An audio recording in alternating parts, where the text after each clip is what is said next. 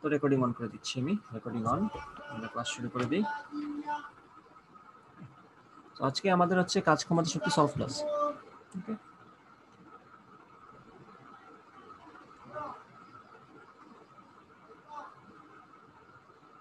কাজ ক্ষমতা, দৌড় বেটা তোর ল্যাম্বো বেগুন বন্ধ হয়, সবজি আলার সবজি বিক্রি করতে চাইছে। কাজ ক্ষমতা শক্তি আজকে হচ্ছে আমাদের সলভ ক্লাস। আচ্ছা, তো আমরা প্রথমে এই সূত্র লিখে ফেলি যে আজকে মানে এই চ্যাপ্টারটাতে আমরা কি সূত্র এই পর্যন্ত পড়লাম বা কি সূত্র আমাদের কাজে লাগতে পারে সামনে। আজকে ক্লাসে হয়তো সব দিব না, আমি তোমাদেরকে একটা অ্যাসাইনমেন্ট দিব কাজ ক্ষমতা শক্তির, ওখানে ওগুলো লাগবে, ঠিক আছে। তো প্রথমে যে সূত্রটা আমরা লাগবে আমাদের সেটা হচ্ছে কাজের সূত্রটা, ওই যে কাজ সমান হচ্ছে বল এবং সরণের ডট গুণফল। বল এবং সরণের ডট গুণফল হচ্ছে আমাদের কাজ। এক্ষেত্রে আমাদের এফ ভেক্টর এবং আর ভেক্টরের ডট গুণন, কিন্তু ইভেনচুয়ালি আমাদের সূত্রটা কিন্তু এটা একমাত্র মানে এটাই কিন্তু ফাইনাল সূত্র না, এটা কিন্তু স্পেশাল কেসের ক্ষেত্রে এই সূত্রটা খাটে। এফ আর কস থিটা যদি হয় সেক্ষেত্রে খাটে, কিন্তু আমরা অরিজিনাল যে সূত্রটা পড়ছিলাম সেটা কিন্তু আমাদের ইন্টিগ্রেশন ছিল। তো সেই সূত্রটা ছিল আমাদের এরকম, W is equal to W is equal to, by the আমি এখানে এটাকে ভেক্টর বানাইছি কেন, একটু স্কেলার হবে। W is equal to integration of F dot d r, এটা ছিল আমাদের মেইন সূত্র। এটা দিয়ে আমরা যে কোনো কিছু সলভ করতে পারবো, মানে যে কোনো কাজের সূত্র হিসাব আমরা এটা দিয়ে সলভ করতে পারবো। F dot d r. আচ্ছা, তুমি অবশ্যই এখানে ভেঙে এফ ডিআর কস্টটা লিখতে পারো, সেটা তোমার ব্যাপার, বাট সেক্ষেত্রে ডিআরটা কিন্তু বুঝতেই পারছো, ডিআরটাকে তুমি ক্ষুদ্র সরণ ধরে চিন্তা করছো। আচ্ছা, এটা গেলো একটা। ওকে, আরেকটা জিনিস আমি হয়তো তোমাদেরকে এখনো দিই নাই, সেটা হচ্ছে কৌণিক গতির ক্ষেত্রে কৃতকাজ। ধরো একটা বস্তুকে আমি কৌণিকভাবে ঘোরাচ্ছি, তো সেখানে নিশ্চয়ই বল না, সেখানে যে জিনিসটা যে দায়ী তার ঘোরানোর জন্য সেটার নাম হচ্ছে টর্ক। তো টর্কের জন্য কৃতকাজের যে সূত্রটা, এটা আমি তোমাদেরকে ওইভাবে প্রমাণ দেয় নাই বা ওইভাবে পড়াইও নাই, কারণ সামনে ওইরকম কোনো প্রশ্ন আসে নাই আমার। কিন্তু এটা তোমাদের লাগবে, হয়তো অ্যাসাইনমেন্টে লাগতে পারে বা কোনো জায়গায় লাগতে পারে। এটা হচ্ছে tau into theta one minus theta two. আমরা এই ক্ষেত্রে ধরে নিচ্ছি যে আমাদের টাউটা যদি কনস্ট্যান্ট হয়ে থাকে আর কি, টাউ যদি কনস্ট্যান্ট হয়ে থাকে তাহলে তো এই সূত্র, আর টাউ যদি কনস্ট্যান্ট না হয়ে থাকে সেটা হয়তো আমি পরে অন্য একটা সময় বোঝাবো আলাদা করে, ঠিক আছে। এইটার মতোই কাহিনীটা। টাউ পরিবর্তনশীল হলে তো আমরা কি করবো বুঝতেই পারছো নিশ্চয়ই, তখন আমরা এটা করব যে টাউ ডি থিটা, তখন আমাদের লিমিট থাকবে থিটা ওয়ান থেকে থিটা টু। এখনই বলে দিলাম, তোমরা এতদিন ইন্টিগ্রেশন করছো, আমি অনেক তোমাদেরকে এই ধরনের সিচুয়েশনে আনছি যেখানে আমাদের জিনিসটা পরিবর্তনশীল ছিল, তখন আমরা ক্ষুদ্র পরিবর্তনের জন্য জিনিসটাকে ধ্রুবক ধরতে পারি। তো এই হচ্ছে সেই কেসটা, থিটা ওয়ান থেকে থিটা টু পর্যন্ত আমি টাউ ডি থিটা ইন্টিগ্রেশন করে ফেললাম। আচ্ছা, এইগুলো গেলে কাজের হিসাব তোমাদের লাগবে। এটা হচ্ছে কৌণিক গতির জন্য আর এটা হচ্ছে রৈখিক গতির জন্য, ফাইন। তো এখন হিসাবটা হচ্ছে, ধরো আমরা যদি এখন আমাদের যে প্রথম যে সূত্রটা ছিল যে গতিশক্তির পরিবর্তন সমান কৃতকাজ, তো সেটা কি ছিল, এই যে সেটা ছিল এরকম, W is equal to half m v square. এটা ছিল প্রথম ক্যাটাগরি সূত্র, এটাকে আমি ক্যাটাগরি ওয়ান হিসেবে দিয়ে দিলাম। এটা হচ্ছে ক্যাটাগরি ওয়ানের সূত্র। ক্যাটাগরি টুতে যদি আমরা এখন আসি, যদি আমরা প্রমাণ করার সময় আমরা গতিশক্তি থেকেই কাজের সংজ্ঞা দিয়েছিলাম, গতিশক্তির পরিবর্তন সমান কৃতকাজ, এটা আমরা সংখ্যায় নিয়েই আসছিলাম গতিশক্তি থেকে। তারপরেও আমি যে সিরিয়ালটা ফলো করছি সেটা হচ্ছে তোমরা যেভাবে পাওয়া বইয়ের মধ্যে ওইটা। তো ই কে অথবা গতিশক্তি is equal to half m v square, সেটা আমরা জানি। ওকে, আবার W is equal to m g, সেটা আমরা ইউজ করব। অভিকর্ষ বলের বিরুদ্ধে যখন আমরা কাজ করি তখন তো আমাদের কাজ হয় এম জি ইন্টু উলম্ব সরণ, তাই তো। তারপরে আমরা দেখব যে আমাদের ইপি সমান অথবা পটেনশিয়াল এনার্জি সমান M G H at the same time. Okay, আর এটাও আমরা জানি যে যদি সংরক্ষণশীল বল হয়ে থাকে, বলটা যদি সংরক্ষণশীল হয়ে থাকে, আমি মিউট করে লিখছি, তোমরা জাস্ট দেখতে থাকো।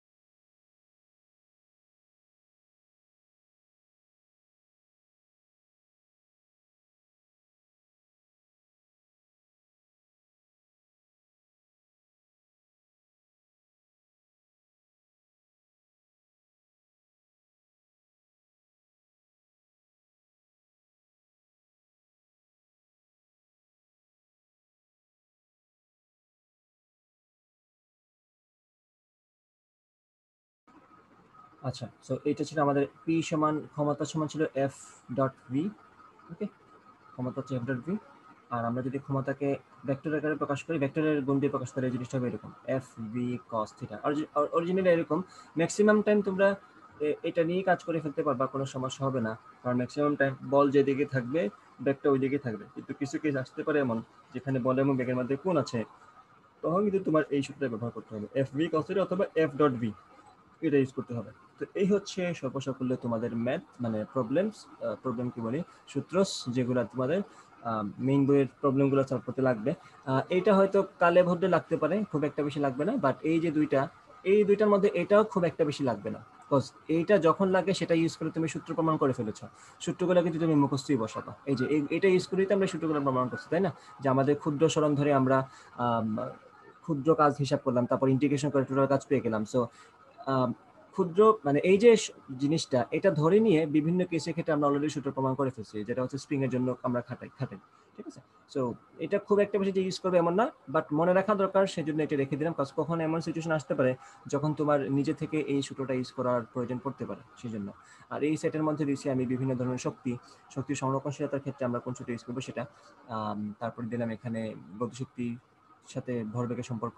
হ্যাঁ, তারপরে হচ্ছে আমাদের এই যে স্প্রিং সংকোচন বা প্রসারণিত কাজ। যদি আমরা স্প্রিংকে সাম্যাবস্থা থেকেই এক্স পরিমাণ সরণ ঘটাই, তাহলে তো হাফ কে এক্স। আর যদি স্প্রিংটা অলরেডি কিছুটা সরণ থাকে, তার মানে এক্স আই পরিমাণ সরণ থাকে, তাহলে ফাইনালি যদি আমি তাকে এক্স এফ পর্যন্ত নিয়ে যাই, তাহলে সেক্ষেত্রে কৃত কাজ কি হবে ওইটা হচ্ছে এখানে।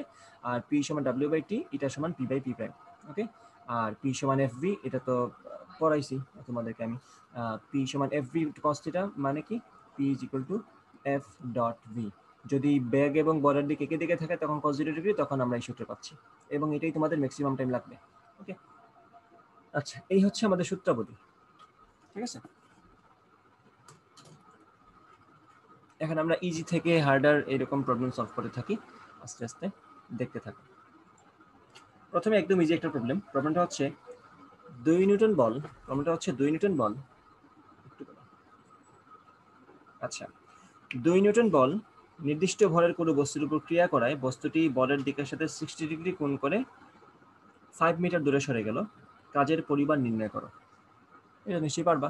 একটা বস্তুকে প্রশ্নে বলা আছে, একটা বস্তুকে 2 নিউটন বল প্রয়োগ করা হলো। এই যে একটা প্রশ্ন দিলাম এখানে, একটা বস্তুকে 2 নিউটন বল করা হলো, নির্দিষ্ট ভরের একটা বস্তুর উপর ক্রিয়া করায় বস্তুটি বলের দিকের সাথে 60 ডিগ্রি কোণ। তাহলে আমি 2 নিউটন বল যদি প্রয়োগ করে থাকি, বস্তুটা আমার বলের দিকের সাথে 60 ডিগ্রি কোণ করে কতটুকু সরে গেল? 5 মিটার দূরত্ব সরে গেল, 5 মিটার সরে গেল।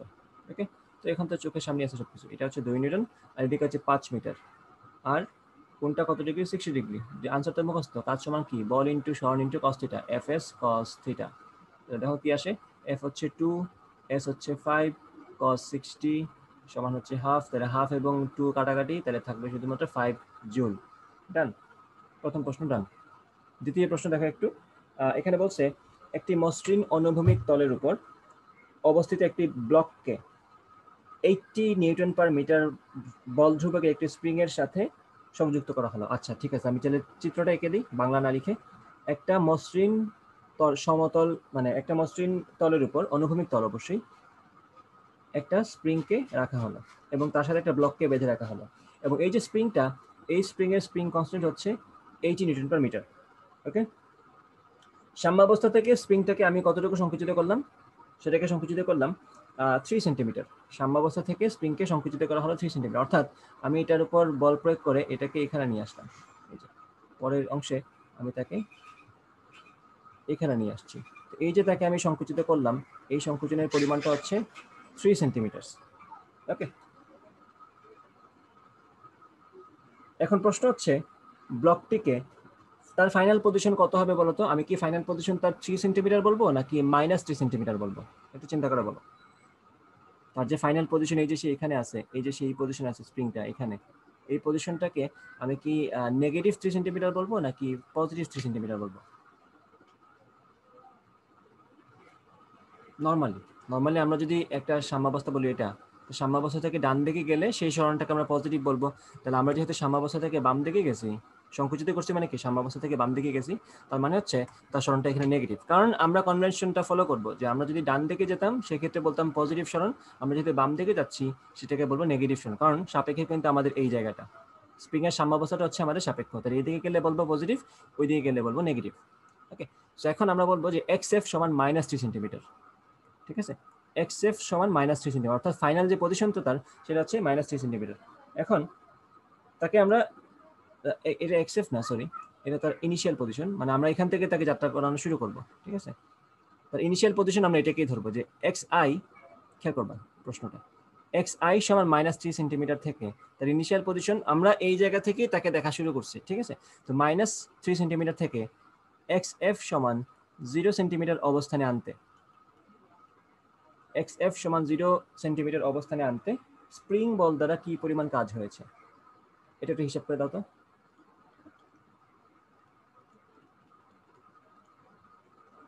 স্প্রিং বল দ্বারা কি পরিমাণ কাজ হয়েছে?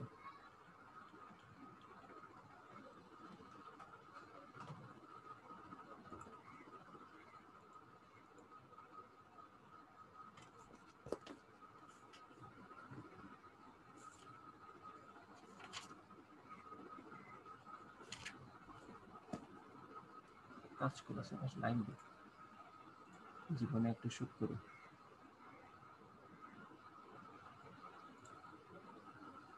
করে ফেলো, সময়টা কম। একজন অলরেডি আনসার দিয়ে দিছে, বাও, দুইজন আনসার দিয়ে দিছে। আচ্ছা, আসলান মুসা বলছে, একজন বলছে, দুইজন আনসার দিছে আলটিমেটলি, একজন বলছে -0.036, একজন বলছে -26.66। তোমাদের আনসারের মধ্যে এত ফারাক কেন? এত ফারাক তো হওয়ার কথা ছিল না। একটু দাঁড়াও, আমি আজকের ক্লাসটা আমাদের ফেসবুক গ্রুপ থেকে লাইভ দিয়ে দিই। আজকে ভালো লাগতেছে না, লাইভ দিলে ভালো লাগে, মনে হয় যে আরো দুইজন এক্সট্রা দেখলো ক্লাসটা, লাইভে ভাব আছে একটা। আর সব ক্লাস তো দিলাম সব মানুষে। আচ্ছা, দাঁড়াও, ওয়ার্ক এনার্জি, একটু দাঁড়াও আমি সবটা দিয়ে দিই। সলভ একাডেমিক, পরে আবার এডমিশন আশা করে বসে থাকতে হবে না আমার কাছে এখন। আচ্ছা, একটু ওয়েট করো। শেট,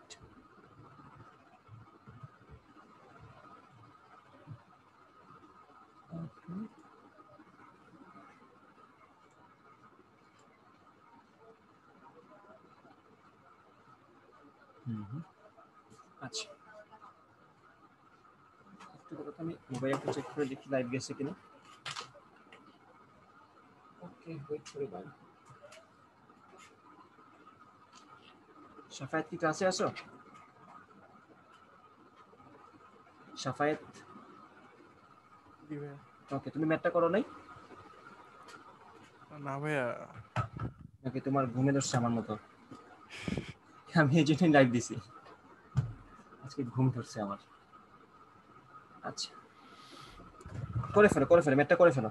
আচ্ছা, তুমি তাহলে প্রসেসটা বলো কি করতে হবে। স্প্রিং এর ইনিশিয়াল পজিশন দেয়া আছে, ফাইনাল পজিশন বলা আছে, আমরা কি করতে পারি এই কাজ নির্ণয় করার জন্য? আমরা কিন্তু আগের পাতায় সূত্রটা পড়ছি, একটু একটু সবাই তাকাও, সূত্রটা একটু ভালো করে দেখে ফেলো, আগের পাতার অংশটা একটু দেখে ফেলো, সূত্রের অংশটা দেখে ফেলো।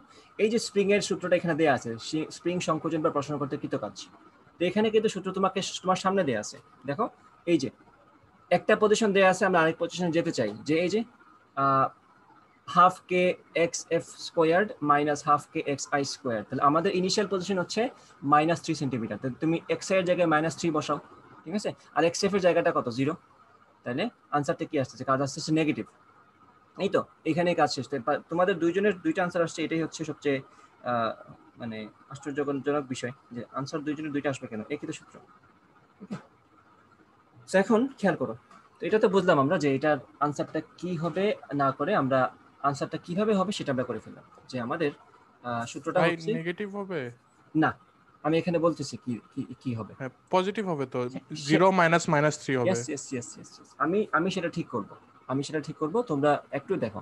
তো সূত্রটা হচ্ছে half W = ½ K × XF squared minus half K into x I square. এই জিনিসটা কিন্তু আমাকে বলে দেয়া নাই, ঠিক না? তো আমি কিন্তু সূত্র একটাই পড়ছি, half x F square minus half x I square, ঠিক আছে? তো আমি এখানে যেটা করবো সেটা হচ্ছে হাফ কে এক্স এফ কত আমাদের, এক্স এফ হচ্ছে আমাদের এই যে 0, তো 0 স্কোয়ার লিখে ফেললাম, minus half K x I কত আমাদের -3, তো -3 হোল স্কোয়ার। তাহলে এই জায়গাটা তো 0 হয়ে গেলে পুরোটা, তো আমাদের এখানে আসলে মাইনাস হাফ কে এর জায়গায় বসাবো 80, আর 3 এর জায়গায় এখানে কিন্তু আমাদের 3 বসানোর কথা না, এখানে কিন্তু আমাদের 0.03 বসানোর কথা, কারণ এটা তো আমাদের মিটার নিতে হবে, তাই না? So minus 0.03 what ever, minus তো প্লাস হয়েই যাবে। 0.03 হোল স্কোয়ার সমান কত বলো তো একটু?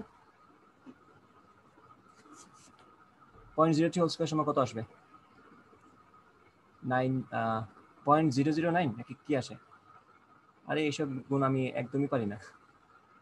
0.03 × 0.03 দিলে 9 0 0 0, আচ্ছা 1 2 3 4 1 2 3 4, 0.009 009, তাই তো? তাহলে মাইনাস হাফ ইন্টু 80 ইন্টু 0.0009, এটা কিন্তু পজিটিভ হয়ে গেল। আর এটা তো আমাদের 0, এটা আমি লিখছি কেন বুঝলাম না। আচ্ছা এটা এটার জন্যই লিখছিলাম, সরি। এই হচ্ছে আমাদের আনসার। এটা কত হয় বলো তো? মাইনাস হাফ ইন্টু 80 সমান 40, 40 ইন্টু 0.0009, এটা কত হয়?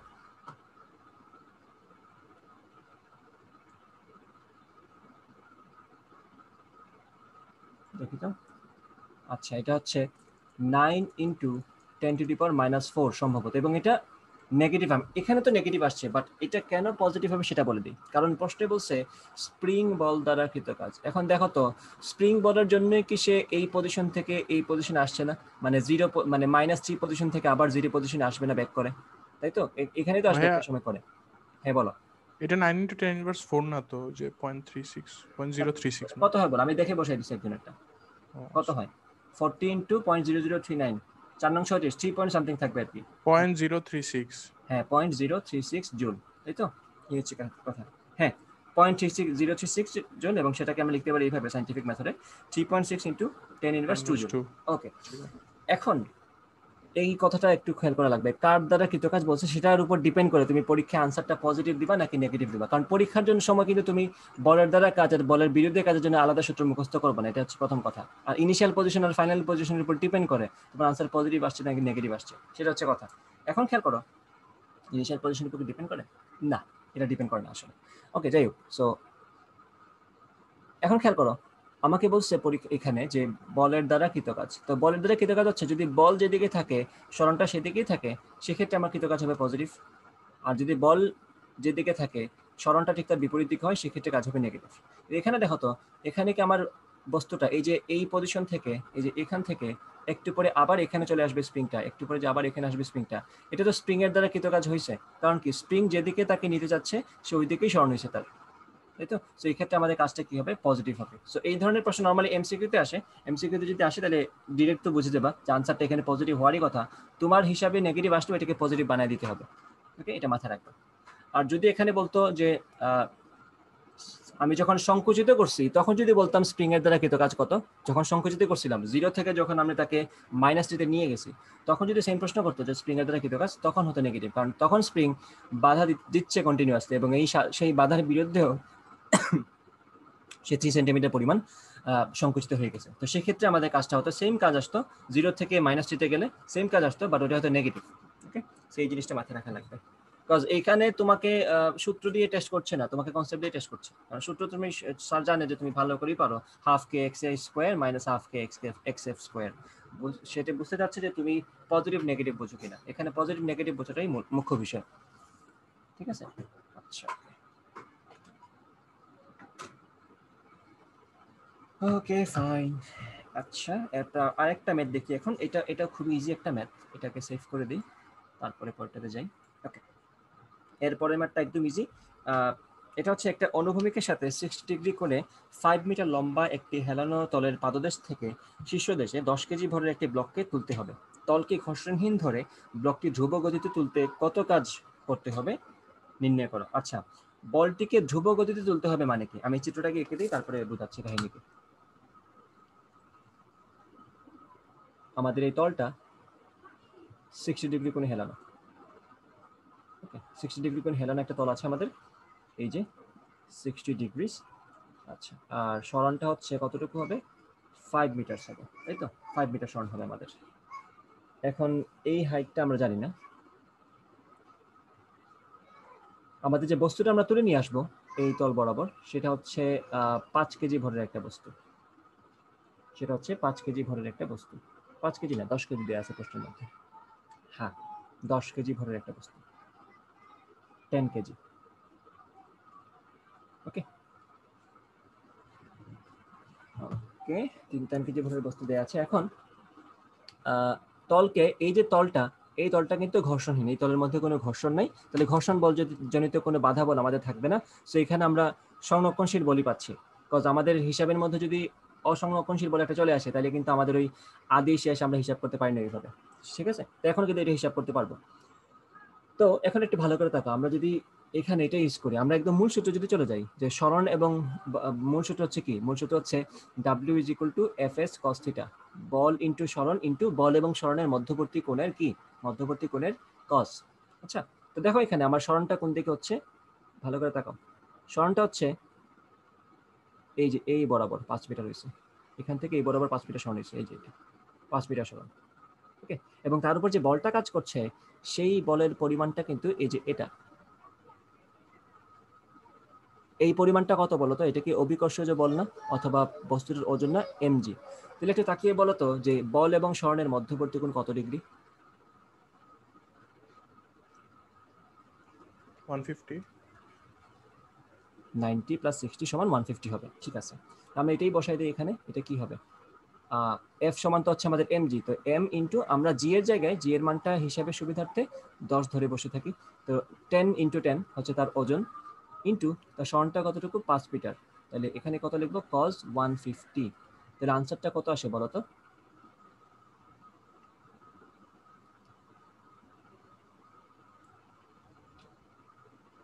424 ইন্টু 424.35 আসে মেবি। ভাই 420। হ্যাঁ, এটা আনসার। কি ডিরেক্ট? আচ্ছা, শেষ হ্যাঁ, করুন। ডিলিট করা যায়, করা যায়, আমি তো ওইভাবে তো করাবো না না না, ওইভাবে। বলতেছি ডিরেক্ট এইভাবে করব নাকি ওইভাবে করতে হবে? ওই যে জি সাইন থিটার অপোজিটে কাজ, সরি কস থিটার অপোজিটে কাজ করবো, ওইটা লিখবো? তুমি যে অপোজিটে কাজ করছো সেটা কিন্তু তোমার এইখানেই ধরা পড়ে গেছে। না, এটাই তো, এখানে তো আমরা ডিরেক্ট করে ফেলছি। ওইটা কি হুম, খাতায় লিখবো না এইভাবে না, করলেই হবে? এইভাবে করলে তোমাকে কেউ এক মার্কও কাটবে না। আচ্ছা। এইভাবে করলেও ফাইন, কমপ্লিটলি ফাইন। আমি ওইভাবেও করাবো, সমস্যা নেই। তাহলে দেখো এখন এই যে 10 ইন্টু 10 এটা 100 ইন্টু 5 ইন্টু কজ 150 কত? 180 মাইনাস 30 মনে হয় নাকি? তো কজ 180 মাইনাস 30 মানে মাইনাস কস 30। তো কস 30 মানে কত? √3/2, মাইনাস √3/2। এতটুকু করলাম, বাকিটা আশা করি বুঝবা যে এটা হবে 50 ইন্টু 5 ইন্টু √3, সামনে একটা মাইনাস থাকবে। 5×50 হচ্ছে সামথিং সামথিং ইন্টু √3, কত আসে? ওই তো যেটা লিখছিলাম ওইটাই আসবে, 424.35 জুল। এবং এটা নেগেটিভ ওয়ার্ড। কেন খেয়াল করে একটু ভালো করে, নেগেটিভ ওয়ার্ড। আমরা কিন্তু ক্লাসের শুরুতেই বলছিলাম, যখন আমরা কাজ ক্ষমতা শক্তি বেসিকগুলো পড়ি, তখন বলছিলাম এটা, যে থিটা যখন লেস দেন 90 ডিগ্রি থাকবে, তুমি এটাকে বলবা বলের দ্বারা কাজ অথবা ধনাত্মক কাজ। সেটা হয়ে অটোমেটিক্যালি হয়ে যাবে ধনাত্মক কাজ।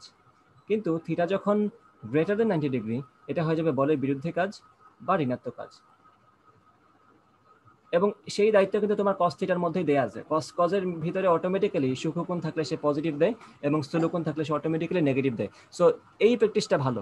বল এবং সরণের মধ্যবর্তী কোণটা এভাবে বের করে ফেলে কাজ করাটা আসলে ভালো, কারণ সেক্ষেত্রে তোমার ওই টেনশনটা করতে হচ্ছে না যে আমি নেগেটিভ ধরবো নাকি পজিটিভ ধরবো। তোমার চোখের সামনেই এখন নেগেটিভ আনসার চলে আসবে। ওকে, এই হচ্ছে কথা, ঋণাত্মক কাজ। এখন কোন বলের দ্বারা ঋণাত্মক কাজ, এটা কিন্তু মাথায় রাখা লাগবে। এটা কিন্তু অবিকর্ষ বলের দ্বারা ঋণাত্মক কাজ। এখন যদি আমি তোমাকে বলি যে যে মানুষটা এই 10 কেজি ভরের বস্তুকে এখান থেকে এখানে নিয়ে আসছে, তার ক্ষেত্রে কি আমাদের কৃতকাজ নেগেটিভ হবে? না, তার ক্ষেত্রে নেগেটিভ হবে না, কারণ সে কিন্তু অবিকর্ষ বলের বিরুদ্ধে বল দিয়ে দিয়ে তাকে তুলছে। তাহলে সে যেদিকে বল দিচ্ছে, বস্তুটা কিন্তু ওই দিকেই উঠছে। ঠিক আছে, এই জিনিসটা মাথায় রাখবা। তো এটা হচ্ছে ঋণাত্মক কাজ হবে।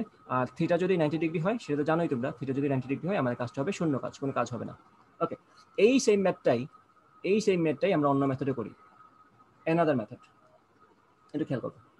সো এটা কিভাবে করা যায় খেয়াল করো ভালো করে। আমরা যদি এখানে অন্যভাবে তাকাই একটু, আমরা যেভাবে জ্যামিতিকভাবে পড়ে আসছি ওইভাবে পড়ি। ধরো এই হচ্ছে আমাদের,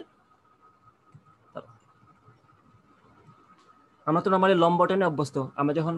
আমরা যেভাবে সূত্র পড়ে আসছি যে বল ইনটু বলের দিকে স্বর্ণের উপাংশ, তো স্বর্ণের উপাংশ তো আমরা টু বি অনেস্ট এইভাবে টানতে পারবো না। বল যদিও নিচের দিকে, কিন্তু আমার পক্ষে তো স্মরণ থেকে এই দিকে মানে উপাংশ টানা সম্ভব না। তো আমরা যদি ওই ফ্যাশনে যেতে চাই, সেক্ষেত্রে আমার অবশ্যই বলের উল্টা দিকে টানা লাগবে লম্বটা, যদি লম্ব টেনে কাজ করতে চাই, উপাংশ নিয়ে কাজ করতে চাই। ওকে, তখন আমার স্মরণের উপাংশ হবে এই বরাবর। এখন একটু ভালো করে যদি তাকাও, আমি একটু ডটটা একটু সুন্দর করে দিই। এই যে আমি এখন স্মরণ থেকে লম্ব টানবো, তো এই হচ্ছে স্মরণের উপাংশ বলের দিকে বা বলের বিপরীত দিকে বলতে পারে, কোনো সমস্যা নেই। এখন খেয়াল করো তো, এই জিনিসটা যা, এই জিনিসটা কি তাই না? তো এইটাকেও আমি এইচ বলতে পারি। তো সূত্রটা কি ছিল? বল ইনটু বলের দিকে স্মরণের উপাংশ, তাই তো? তাহলে বল তো আমাদের এফ সমান এম জি আছে, বলের দিকে স্মরণের উপাংশ কি এইচ না? এই যে এইচ। তো এম কত? এম হচ্ছে এফ হচ্ছে এমজি আর এইচ। তাহলে মাথায় রাখবা, যখনই তুমি অভিকর্ষ বলের বিরুদ্ধে কাজ করছো বা অভিকর্ষ বলের দ্বারা কাজ করছো, সব ক্ষেত্রেই তোমাকে তো শুধুমাত্র এই একটা সূত্র জানলেই কাজটা চলে যায়, তোমার এটা না জানলেও চলবে। এটা তুমি এটা তো না জানলে চলবে বলা আসলে উচিত না, কারণ এটা তুমি জানোই, এফ এস কস থিটা তো তোমার জানতেই হবে। তো সেক্ষেত্রে তুমি ওই মেইন মেথডটা ফলো করলা, যে থিটা হচ্ছে স্মরণ এবং বলের মধ্যবর্তী কোণ, সেটা এখানে 150 আসছে, সেজন্য আনসার অটোমেটিক্যালি নেগেটিভ চলে আসছে। বাট তোমার যদি এইভাবে যেতে ইচ্ছা না করে, তুমি যদি দেখো যে অভিকর্ষ বলের দ্বারা কৃত কাজ অথবা অভিকর্ষ বলের বিরুদ্ধে কৃত কাজ, সেক্ষেত্রে তুমি এটা জানো যে অভিকর্ষ বলের দ্বারা হোক অথবা বিরুদ্ধে হোক, সব ক্ষেত্রেই আমাদের আনসার হচ্ছে এমজি ইন্টু উলম্ব সরণ। তো এমজি তো বস্তুটার ওজন, আর এইচ হচ্ছে উলম্ব সরণ। এখন যদি অভিকর্ষ বলে মানে লুকটা টেনে তুলে, কেউ না কেউ তো ব্লকটাকে উপরে তুলছে, প্রশ্ন যদি করে লোকের দ্বারা কৃত কাজ অথবা মানুষের দ্বারা কৃত কাজ, সেটা হবে পজিটিভ। আর যদি বলে সেম প্রশ্নটাই অভিকর্ষের দ্বারা কৃত কাজ বা পৃথিবীর দ্বারা কৃত কাজ, সেটা হবে নেগেটিভ। এই জিনিসটা তোমার ম্যানুয়ালি মাথায় রাখা লাগবে তখন, ঠিক আছে? আর এইটা ম্যানুয়ালি রাখা খুব একটা বেশি কঠিন কিন্তু না, কারণ লোকটা যদি বস্তুটাকে তুলে নিয়ে আসে, সে কিন্তু বস্তুটাকে কন্টিনিউয়াসলি এদিকেই তুলতে যাচ্ছে, তো সে বস্তুটাকে তো আর ইভেন্চুয়ালি এদিকেই তুলে নিয়ে আসছে। আর অভিকর্ষ বলের বিরুদ্ধে যদি বলো, অভিকর্ষ বল কন্টিনিউয়াসলি নিচের দিকে বল দিচ্ছে এবং বস্তুটা আস্তে আস্তে তাকে তার বিপরীত দিকে এখানে গিয়ে জমা হয়েছে। তো অভিকর্ষ বলের বিরুদ্ধে কাজ হলে সেম ঘটনাকে আমরা বলবো নেগেটিভ ওয়ার্ক, আর মানুষের দ্বারা কিছু কাজ বললে, যদি মানুষটা তাকে টেনে উপরে নিয়ে আসে, সেক্ষেত্রে সেটাকে বলবো আমরা নেগেটিভ ওয়ার্ক। তো দুইভাবেই সলভ করতে পারো, দুইটা মেথডে দেখাই দিলাম। আচ্ছা, একটা কথা বলছিলেন ওই যে ধ্রুব বেগে।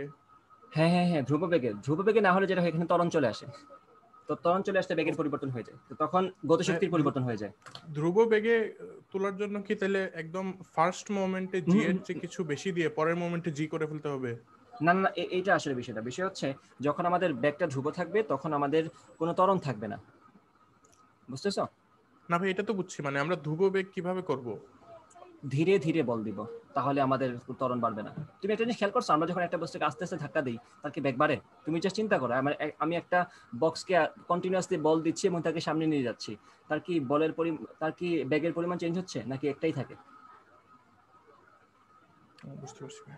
তো যখন আমরা ধীরে ধীরে ফোর্স দিব বা যখন আমরা গ্রাজুয়ালি ফোর্স অ্যাপ্লাই করব, তখন কিন্তু আসলে আমাদের বস্তুটার ত্বরণ হয় না, তখন সে ধ্রুব বেগে চলতে থাকে। তো এটাই হচ্ছে প্রসেস, যে আমরা যদি কোনো একটা বস্তুকে ধ্রুব বেগে নিতে চাই, তাকে আমরা ধীরে ধীরে তুলব। না, আমি যেটা বলছিলাম, ধরেন আমাদের জি তো হচ্ছে 10, আমরা যদি কোনো বস্তুকে ধ্রুব বেগে উপরে তুলতে চাই, তাহলে ফার্স্ট মোমেন্টে 11 দিয়ে পরেরতে আবার 10 করে দিলে তো ওই 1 মিটার পার সেকেন্ড বেগ হবে। নর্মালি আমরা যে হিসাবে কাজ করি, ওই হিসাবে আমাদের জিটা চেঞ্জই হয় না।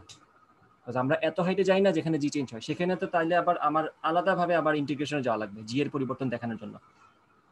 না না, চেঞ্জ না ভাইয়া, ধরেন আমরা তো এখানে 10 ধরছি জি। হুম হুম। ধরেন আমরা কোনো বলকে ছুড়ে মারলাম, তো আমরা চাচ্ছি যে বলটাকে ধ্রুব বেগে উপরের দিকে নিতে, 1 মিটার পার সেকেন্ড ধ্রুব বেগ। ও না না, ছুড়ে মারলে সেটা সম্ভব না, তোমার নিজের কন্ট্রোলে রাখা লাগবে, ছুড়ে মারলে সেটা তো সম্ভব না। ও হ্যাঁ, তুমি বুঝছি। তো নিজের কন্ট্যাক্টে রাখছো না বস্তুটাকে, হ্যাঁ হ্যাঁ। তো সেটা তুমি কন্ট্রোল করতে পারবা। বাট তুমি যদি একটা আচ্ছা, বস্তুকে ছুড়ে মারো, সেক্ষেত্রে তুমি যেটা মানে জি কনস্ট্যান্ট থাকবে, তো জি যদি কনস্ট্যান্ট থাকে, তাহলে তো বস্তুটার ব্যাক কন্টিনিউয়াসলি পরিবর্তন হবেই, বুঝছি ভাই। বুঝছো? আমরা জাস্ট মানে নিচের দিকে তরন্ত তার চেঞ্জ হচ্ছে না, নিচের দিকে তরন্ত তার জি আছে, ওটা তো কোনো সমস্যা নাই। কিন্তু আমরা এই যে পথে তাকে আমি নিয়ে যাচ্ছি, এই যে এই পথটাতে তার ব্যাকটা আমরা কনস্ট্যান্ট রাখতে যাচ্ছি, বুঝা গেছে? জি। ওকে, এটা আমি সেভ করে দিলাম, আমরা পরের প্রশ্ন চলে যাই। ওকে, এই প্রশ্নটা হচ্ছে, একটি পাম্প দ্বারা 600 লিটার জ্বালানি 20 মিটার উপরে অবস্থিত একটি ট্যাঙ্কে উঠাতে অভিকর্ষের বিরুদ্ধে কত কাজ করতে হবে? ঠিক আছে, প্রশ্ন হচ্ছে যে 1 ঘন সেন্টিমিটার জ্বালানি তেলের ভর 0.82 গ্রাম, যেখানে 1 লিটার সমান হচ্ছে 1000 সেন্টিমিটার কিউব। আমি ঘটনা বোঝাচ্ছি পুরোটা। একটি পাম্প, ঠিক আছে, চারটা প্রশ্ন। একটি পাম্প দ্বারা 600 লিটার জ্বালানি তেলকে 20 মিটার উপরে অবস্থিত একটি ট্যাঙ্কে উঠাতে অভিকর্ষ বলের বিরুদ্ধে কত কাজ করতে হবে? তাইলে পাম্প দ্বারা আমরা পানি উঠাবো, তাই তো? পাম্প দ্বারা কতটুকু তুলবো? 600 লিটার। 600 লিটার পানি তুলবো আমি। কতটুকু উপরে? 20 মিটার উপরে। প্রশ্ন হচ্ছে অভিকর্ষ বলের বিরুদ্ধে তো কাজ করতে হবে এখানে, তাই না? তো অভিকর্ষ বলের বিরুদ্ধে কত কাজ করতে হবে? অভিকর্ষ বলের বিরুদ্ধে কত কাজ করতে হবে? যেখানে 1 সেন্টিমিটার কিউব পানির ভর সমান হচ্ছে 0.82 গ্রাম, যেখানে 1 লিটার মানে হচ্ছে, সবকিছু দেওয়া আছে ইনফরমেশন প্রশ্নের মধ্যে, 1 লিটার মানে হচ্ছে 1000 সেন্টিমিটার কিউব। এখন এটা সলভ করা উচিত আমাদের। কিভাবে করব আমরা পড়ে ফেলছি একটু আগে, যে অভিকর্ষ বলের বিরুদ্ধে হোক অথবা অভিকর্ষ বলের দ্বারা হোক, সেক্ষেত্রে আমাদের কিছু কাজের সূত্র হচ্ছে এমজিএইচ। এটা কোনো ডান বাম তাকানো লাগবে না, এমজিএইচ বসাই দিবা। এমজিএইচ, তাহলে দেখো তো তোমার কাছে ইনফরমেশন কি কি আছে। তুমি জি জানো, তুমি এইচও জানো, তোমার কাজ হচ্ছে এখন জাস্ট এমটা বের করা। কিন্তু এমটা তোমাকে ডিরেক্ট দেয়া নাই, এম তোমাকে বলা আছে 600 লিটার পানি, এবং ওই 1 লিটার পানি কত সেন্টিমিটার কিউব সেটাও বলা আছে, মানে তোমাকে আয়তন বলা আছে পানির, সেখান থেকে তোমার তার ভরটা জেনারেট করতে হবে। তো সেই কাজটা তুমি নিশ্চয়ই করতে পারবা। দেখো পানির ভর হচ্ছে আয়তন ইন্টু ঘনত্ব, তাহলে আয়তন ইন্টু ঘনত্ব, ঠিক আছে। আচ্ছা, তাহলে ঘনত্ব কিন্তু তোমাকে দেয়া আছে এখানে, 1 সেন্টিমিটার কিউব পানির ভর কত? 0.82। তাহলে তোমাকে কিন্তু এখানে সিজিএস এককে ঘনত্বটা বলে দেয়া আছে, ভর পার সেন্টিমিটার কিউব, ভর পার ভলিউম, ঠিক আছে, মাস পার ভলিউম দেয়া আছে। তাহলে র তোমাকে এখান থেকে দেয়া আছে, ঠিক আছে।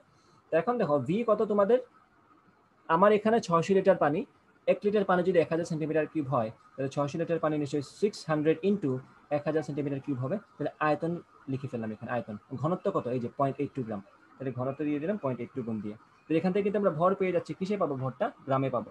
তো আমরা তো নিশ্চয়ই গ্রাম দিয়ে কাজ করছি না, আমরা এটাকে যাটাই আসুক সেটাকে ইন্টু 10⁻³ দিয়ে এটাকে কেজি বানানো লাগবে, তাই তো?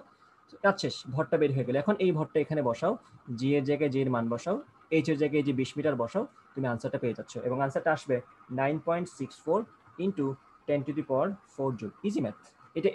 এগুলো হচ্ছে এমসিকিউতে আসে না, এগুলা নর্মালি রিটেনে আসে না।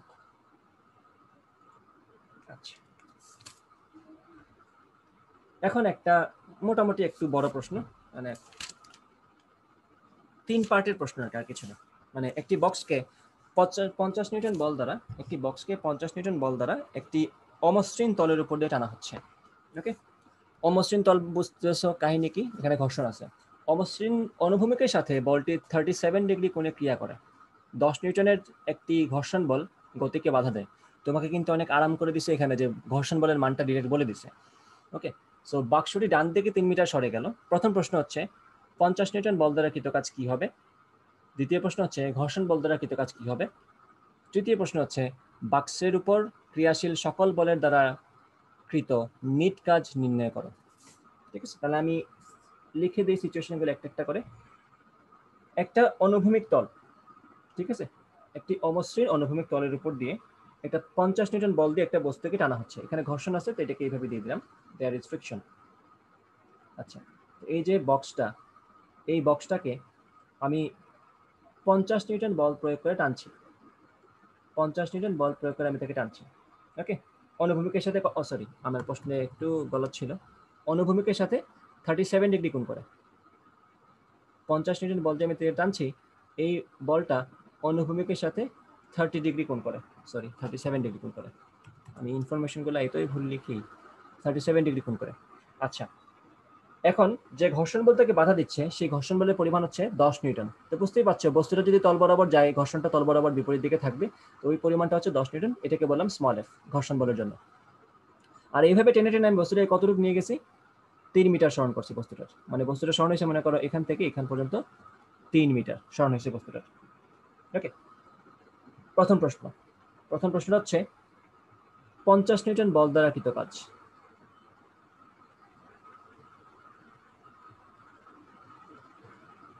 50 নিউটন বল দ্বারা কৃত কাজ। দ্বিতীয় প্রশ্ন হচ্ছে ঘর্ষণ বল দ্বারা কৃত কাজ, ঘর্ষণ বল দ্বারা কৃত কাজ। তৃতীয় প্রশ্ন হচ্ছে নেট বল দ্বারা কৃত কাজ অথবা এফ নেট।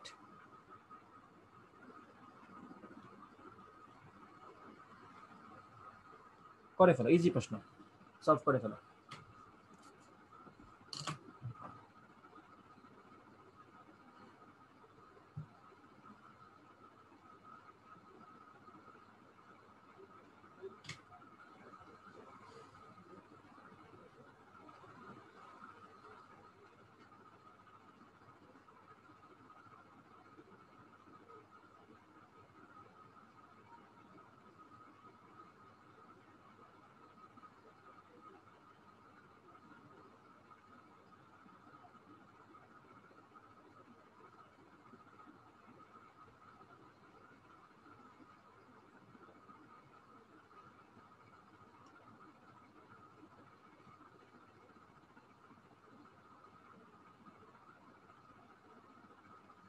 আচ্ছা, আমরা এটা করা শুরু করি আস্তে আস্তে। দেখো সবগুলা বলের দ্বারা আলাদাভাবে কিছু কাজ করতে বলছে, তো তাহলে খেয়াল করো 50 নিউটন বল আমি প্রয়োগ করছি ডান দিকে, এই যে এইভাবে। এটা 119.8। প্রথম কোনটা? হ্যাঁ, প্রথমটা হচ্ছে 119.8। ঠিক আছে, খেয়াল করো এখানে কি হচ্ছে 50 নিউটন বল দ্বারা কৃত কাজ, তাহলে কি হবে? এটা সমান হবে বল ইন্টু সরণ ইন্টু কৃত কাজ। তাহলে 50 নিউটন পরিমাণ বল আমি প্রয়োগ করছি, সরণ হচ্ছে কতটুকু? এই যে বলছে সরণ হচ্ছে 3 metre, 3 metre into cos theta, কত ডিগ্রি কোণে আমি বল দিয়েছিলাম? 37 ডিগ্রি কোণে, এফএস কস থিটা। ওকে, ডান। তো এখান থেকে তোমার যে আনসারটা আসছে সেটা হচ্ছে 119.8 জুল। ডান। এরপরের প্রশ্ন, ঘর্ষণ বল দ্বারা কৃত কাজ -300। -300 আসছে। আচ্ছা দেখি, তো ঘর্ষণ বল হচ্ছে আমাদের 10 নিউটন, এদিকে এস কত? 3 মিটার, এই ক্ষেত্রে সরণ হয়েছে 3 মিটার, একই তো বস্তু, ঘুরে ফিরে তো একই সরণ হয়েছে 3 মিটার। এক্ষেত্রে ঘর্ষণ এবং সরণের মধ্যবর্তী কোণ কত ডিগ্রি বলো তো? 180 ডিগ্রি। এটা সুন্দর মতো বসাই দিবে এখানে। দেখো 10 3 10 30 আর 180 কজের জন্য মাইনাস, তাহলে মাইনাস 30 জুল। 30 হবে, আমি 30 মিটার দিয়েছিলাম বলে। হ্যাঁ হ্যাঁ 30 জুল হবে। এখন এফ নেট, এফ নেট মানে কি? লব্ধি বল। তাহলে এখন একটু খেয়াল করতে, এখানে আমার লব্ধি বলটা কত? 50 cos 37 - 10। তো এটা একটু বোঝার দরকার আছে তোমাদেরকে, যে আমার বস্তুটা আসলে কোন দিকে যাচ্ছে সেটা আগে আমরা ঠিক করে ফেলি। আমাদের বস্তুটা তো যাচ্ছে এই অনুভূমিক বরাবর, তাহলে অনুভূমিক বরাবর যে আমার যে বলগুলো আছে সেগুলো আমরা হিসাব করবো। কেন হিসাব করবো একটু খেয়াল করো, কারণ হচ্ছে একটু দেখো এখানে, wait for a while. Ouch. হ্যাঁ, আমাদের এফ নেট হচ্ছে এখানে, যেহেতু আমাদের বস্তুটার গতিশীলতা হচ্ছে তার থেকে দেখে আওয়াজ আসছে জানি, একটু মিউট করো।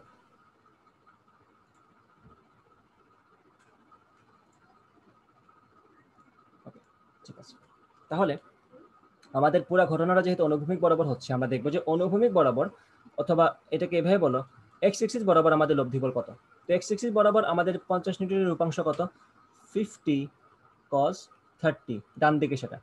আর ঘর্ষণটা কোন দিকে? ঠিক তার বিপরীত দিকে, মানে বাম দিকে, -10। তাহলে 50 cos 30 মানে হচ্ছে 25√3 -10। এটা হচ্ছে আমাদের লব্ধি বল। তাহলে লব্ধি বল দ্বারা কৃত কাজ কত? লব্ধি বল তো ওভারঅল দেখতেই পাচ্ছ ডান দিকেই থাকবে, কারণ 50 নিউটনের উপাংশটাই তো বেশি, তাই তো? সো লব্ধি বল ডান দিকেই থাকবে, বস্তুটা ডান দিকেই যাচ্ছে। লব্ধি বল দ্বারা কৃত কাজ হবে এখানে 25, এই যে ডাব্লিউ সমান এফএস কস থিটা, তো 25√3 -10, এটা হচ্ছে আমাদের লব্ধি বল। সরণটা হচ্ছে আমাদের স্টিল 3 মিটার, এবং কস কত ডিগ্রি? 0 ডিগ্রি হবে এখানে, কারণ এখন বল যেদিকে সরণটা ওই দিকেই। এখন আমরা 50 নিউটনের অনুভূমিক বরাবর উপাংশটা নিয়ে নিছি। ওকে, আচ্ছা এখানে একটা মজার জিনিস খেয়াল করো, এই যে 50 নিউটনের যে অনুভূমিক উপাংশ নিলাম আমরা, তার উলম্ব উপাংশের কাহিনী কি? উলম্ব উপাংশের জন্য আসলে কি হয়েছে একটু বলো তো আমাকে। এটা তো 90 ডিগ্রিতে কাজ করছে, তাই কাজ হবে না, শূন্য। এখানে কিন্তু একটু কাহিনী আছে, খেয়াল করবে। 90 ডিগ্রিতে কাজ করছে, সেখানে কাজ করছে না, ঠিক আছে, বাট এই যে 50 sin 37, এটা কি আমাদের ওজনটাকে একটু কমিয়ে দিবে না? হ্যাঁ হ্যাঁ হ্যাঁ, তো আমরা যে নিউ ইউজ করি, নিউ যে আমরা ইউজ করি, নিউ সময় আমরা কি বলি বলতো? এফ ডিভাইড বাই আর না? ঠিক আছে, এটা তো ওই যে ঘর্ষণ গুণাঙ্ক হচ্ছে ঘর্ষণ বল ডিভাইডেড বাই উলম্ব প্রতিক্রিয়া। তো তুমি একটু বলো তো, বা সবাই একটু বলো তো, যে এখানে কি আমার উলম্ব প্রতিক্রিয়ার পরিমাণটা চেঞ্জ হয়ে গেছে না? যেহেতু 50 sin 30 ডিগ্রি অজনের বিপরীতে আছে, আমার কি এখন উলম্ব প্রতিক্রিয়া এখন আর mg আছে নাকি mg মাইনাস 50 sin 37 আছে বলো তো শাফায়েত?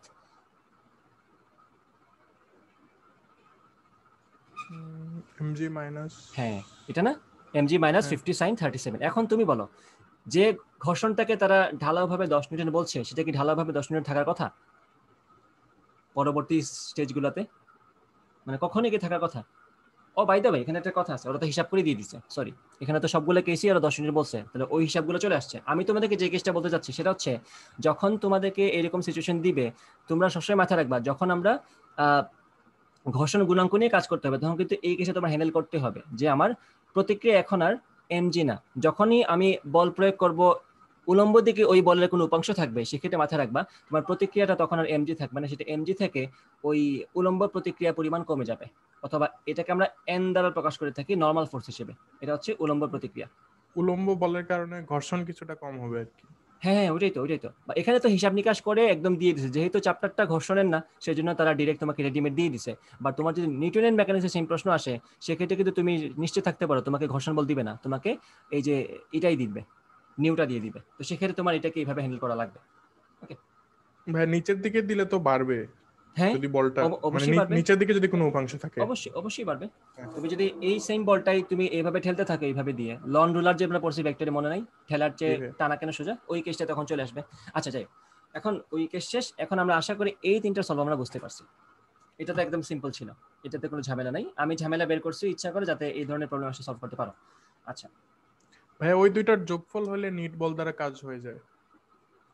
হ্যাঁ, সেটা তো ঠিক আছে। এবার তোমাকে পরীক্ষা শুধুমাত্র এটাই বললো, তখন তো তুমি এটা করতে হবে না? হ্যাঁ হ্যাঁ। এটাও করতে পারো, কোনো সমস্যা নেই। ওই দুইটা যোগফলই তো নির্বল হবে, স্বাভাবিক তো এখানে, একটা ডান দিকে এবং একটা বাম দিকে। 89.8। হ্যাঁ, ঘুরে ফিরে একই কথা। যাই, এখন দেখো, না না, রহমান সিদ্দিক এটা তোমাদের ব্যাচ না, এটা হচ্ছে আমার একাডেমিক ব্যাচ। তোমাদের ক্লাসটা সে ক্যান্সেল করছি। এটা কিন্তু অ্যাডমিশন ব্যাচের ক্লাস না, সবাই একটু মাথায় রাখিও। যদিও এই টাইমে আমার অ্যাডমিশন ব্যাচের ক্লাস থাকে, আজকে অ্যাডমিশন ব্যাচের ক্লাস না, এটা এটা একাডেমিক ব্যাচের ক্লাস। ভাই আমাদের ব্যাচের স্টুডেন্ট অনেক কম, মাত্র 3 জন ছিল। হ্যাঁ হ্যাঁ, তারা টাইম চেঞ্জ হয় মানে খেয়াল করে নাই। ওইটাই, কালকে রাতে টাইম চেঞ্জ করছি তো, খেয়াল করে নিতে হবে, সমস্যা নেই, রেকর্ড পাবে।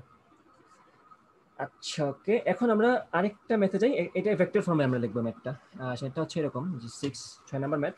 আচ্ছা 6 নম্বর ম্যাথ না দিই, আমি তো এখন নাম্বার দিই নি। এটা হচ্ছে একটি কণার উপর বল প্রয়োগ করছি আমরা, F is equal two 6i minus 3j plus 2k।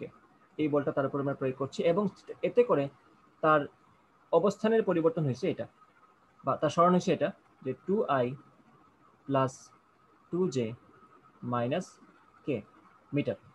প্রশ্ন হচ্ছে এই বল কর্তৃক সম্পাদিত কাজ। আমি এটা সলভ দেওয়ার সময় দেওয়া উচিত না। বল দ্বারা কৃত কাজ হচ্ছে W is equal to F dot R. এটা তো ভেক্টরের ম্যাথ। 6 × 2 = 12, minus 3 × 6, minus 2 × 2। তাহলে আমার কাজ হচ্ছে 12 থেকে 6 গেলে 6, 6 থেকে 2 গেলে 4, তাহলে 4 জিরো হচ্ছে এখানে কাজ। বলার অপেক্ষা রাখেন এই ম্যাথটা যে করার দরকার আছে, ঠিক আছে? বাট এগুলো এমসিকিউতে আসে, মাথায় রাখবা। ডিরেক্ট জাস্ট ডট গুণন করে মানটা বসাই দিবা। হ্যাঁ এই তো সাবাস, পারছো সবাই। এখন একটু ঝামেলার ম্যাথে যাই। সেটা হচ্ছে আহ, একটু ঝামেলা, বেশি ঝামেলা না, আবার একটু ঝামেলা। সো ম্যাথটা হচ্ছে একটি কণার উপর আমরা F is equal to 3i minus 2j plus K এত নিউটন বল প্রয়োগ করলাম। এতে করে কণাটি -112 অবস্থান থেকে 1-1-3 এই অবস্থায় চলে গেল। আমি কিন্তু মুখে বলছি কথাগুলো, একটু কথাগুলো শুনবা। একটা বস্তুর উপর এই বলটা প্রয়োগ করা হলো, এতে করে সে এই অবস্থান থেকে এই অবস্থায় চলে গেল। প্রশ্ন হচ্ছে কৃত কাজ কত হবে, এই বল দ্বারা কৃত কাজ কত হবে। এটা করতে একটু হয়তো সময় লাগবে, করে ফেলো।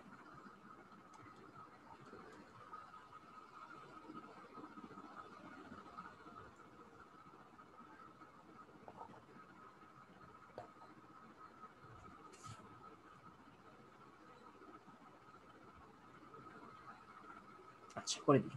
তো দেখো তার অবস্থানটা ছিল এই জায়গায়, সে পরবর্তীতে চলে গেছে এই জায়গায়, তাহলে এখান থেকে আমরা কিন্তু তার সরণ ভেক্টরটা বের করে ফেলতে পারি। আগে তার অবস্থান ভেক্টরটা বের করি, পরে সরণ ভেক্টর বের করবো। এই যে -112, এটা দ্বারা আমরা আসলে বুঝতেছি অক্ষ বরাবর চিন্তা করো, এটা মনে করো -112 পয়েন্ট, তাহলে কার সাপেক্ষে? মূল বিন্দুর সাপেক্ষে তো তার অবস্থানটা, তাই তো? তাহলে এই জিনিসটাকে, এই যে এই ভেক্টরটাকে আমরা কিভাবে লিখতে পারি?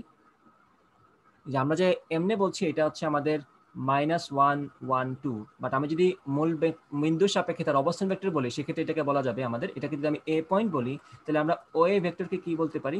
ও এ ভেক্টরকে বলতে পারি -i + j + 2k বলতেই পারি। এটা আরেকটা অবস্থান কি আমাদের 1 -1 3, মনে করো এটা হচ্ছে এখানে, জাস্ট আমি র্যান্ডমলি বলতেছি এগুলা। তো মনে করো 1 -1 3 অবস্থান হচ্ছে এটা, এটা হচ্ছে মনে করো আমাদের বি পয়েন্ট। তো এটাকে আমরা কি বলতে পারি? এটা তো হচ্ছে 1 -1 3, তো আমরা ওবি ভেক্টরকে কি বলতে পারি? ওবি ভেক্টরকে বলতে পারি i - j + 3k। এখন খেয়াল করো, আমাকে কিন্তু ও এও চাই না, আমার কাছে ওবিও চাই না, আমার কাছে চাচ্ছে সে যে এই অবস্থান থেকে এই অবস্থানে গেল, সেক্ষেত্রে তার ভেক্টরের পরিবর্তনটা কি পরিমাণে সে, বা তার সরণ ভেক্টরটা চাচ্ছে। একটু আগে যে জিনিসটা তোমাকে রেডিমেড বলে দিছিল আর সমান এটা, এখন তোমার কাছ থেকে সেটা বের করে নিতে যাচ্ছে। সো আমার সরণটা কিন্তু আসলে এ থেকে বিতে, তাই না? এ থেকে বিতে আসছে মানে কি? সরণ এ থেকে বি এর দিকে। তাহলে এবি ভেক্টরটা কিভাবে বের করবো? একটু ভালো করে তাকিয়ে দেখো, ত্রিভুজ ছোট যদি আমরা জানি, এবি সমান হবে ওবি - ওএ, এবি ভেক্টর সমান হবে ওবি - ওএ, ভেক্টরের যোগসূত্র ইউজ করে দেখতে পারো। এবি সমান হচ্ছে ওবি - ওএ। যদি কেউ ভুলে থাকে একটু খেয়াল করো, ভেক্টরের যে যুগের সূত্র ছিল যে একই ক্রমে, একটা ত্রিভুজের একই ক্রমে যদি দুইটা বাহু দিয়ে দুইটা ভেক্টরকে প্রকাশ করতে পারি, তাহলে তৃতীয় বাহুটা বিপরীত ক্রমে তাদের লব্ধি প্রকাশ করে। তো দেখো তো এখানে খেয়াল করে, ওএ প্লাস এবি একই ক্রমে আছে, এই দুটার যোগফল ওবি। কেন? কারণ ওবি বিপরীত ক্রমে আছে। তো এখান থেকে লেখা যায় যে এবি সমান ওবি - ওএ। তো ওবি কি? ওবি হচ্ছে এই যে এটা, এটা কি 11? 11, হ্যাঁ 11 আনসার। এটা হচ্ছে ওএ, ঠিক আছে? এটা খেয়াল করো, ওবি থেকে যদি আমরা ওএ বিয়োগ করি, তাহলে আই থেকে -i বিয়োগ গেলে হবে 2i, -j থেকে +j বিয়োগ গেলে হবে -2j। -2j, হ্যাঁ -2j, 3 থেকে 2 কে গেলে কে। তো এই যে কাজটা করলাম, এত কাহিনী করলাম, এই কাজটা কিন্তু করছি জাস্ট তোমাদেরকে বোঝানোর জন্য, পরীক্ষা কিন্তু এত কিছু করার দরকার নেই। কারণ একটু ভালো করে তাকাও, তোমরা যদি জাস্ট এই পরের অবস্থান থেকে আগের অবস্থানটা বিয়োগ দিও, ওগুলোকে আই জে কে দিয়ে দাও, এক্স এক্সিস বরাবর যেটা আছে সেটাকে আই দাও, ওয়াই এক্সিস বরাবর যারা আছে তাদের জায়গায় জে দাও, এবং জেড এক্সিস বরাবর যে আছে তার জায়গায় কে দাও। তাহলে খেয়াল করো, 1 থেকে এই -1 গেলে কি 2, তাহলে এটাকে বলবা 2i, -1 থেকে 1 গেলে হচ্ছে -2, তাই এটাকে বলবো -2j, 3 থেকে 2 গেলে হচ্ছে 1, তো এটাকে বলবা +k। তো এখানে কিন্তু ডিরেক্টলি এখান থেকে আনসার বের করা যায়। আমি এই অংশ দেখাইছি জাস্ট তোমাদেরকে বোঝানোর জন্য, পরীক্ষায় আনসার করার জন্য এইসব ঝামেলা দেওয়ার দরকার নাই। পরীক্ষায় ডিরেক্ট তার সরণ ভেক্টরটা বের করে ফেলবে এইভাবে, পরেরটা থেকে আগেরটা বিয়োগ দিলেই সরণ ভেক্টরটা হয়ে যাবে। এখন তো সরণ ভেক্টর হয়ে গেল, আর বাকিটা তো আগের ম্যাথ, আশা করি পারবা। এবং আনসারটা হচ্ছে কত? আনসার হচ্ছে 11 জুল। ওকে, এই হচ্ছে ম্যাথটা ছিল। সেগুলো হচ্ছে ফ্রিকোয়েন্টলি আস্কড কোয়েশ্চেনের মধ্যে পড়ে, যেগুলো রেগুলারলি আমাদের পরীক্ষায় আসে।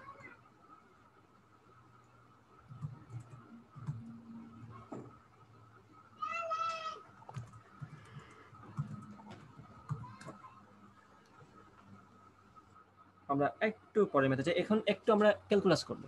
এখানে এই ম্যাথটাতে আমাদের একটু ক্যালকুলাস থাকবে। আমি আগে থেকে বলে রাখছি তোমাদের ক্যালকুলাস যে লাগবে, ভুলে বলে ফেলছি আর কি, না বললেও পারতাম।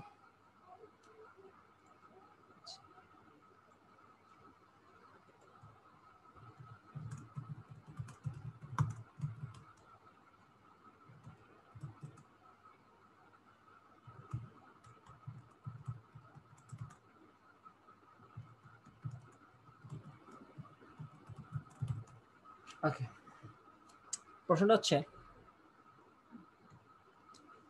2 কেজি ভরের একটি ক্ষুদ্র বস্তুর উপর 3x² - 2x + 7 নিউটন মানের একটি বল ক্রিয়া করায় বস্তুটি বলের দিক x = 0 থেকে অবস্থান হতে x = 5 অবস্থানে চলে গেল, বলের দ্বারা কৃত কাজের পরিমাণ নির্ণয় করো। ঠিক আছে? আচ্ছা, তাহলে আমাদের বলের পরিমাণটা কি?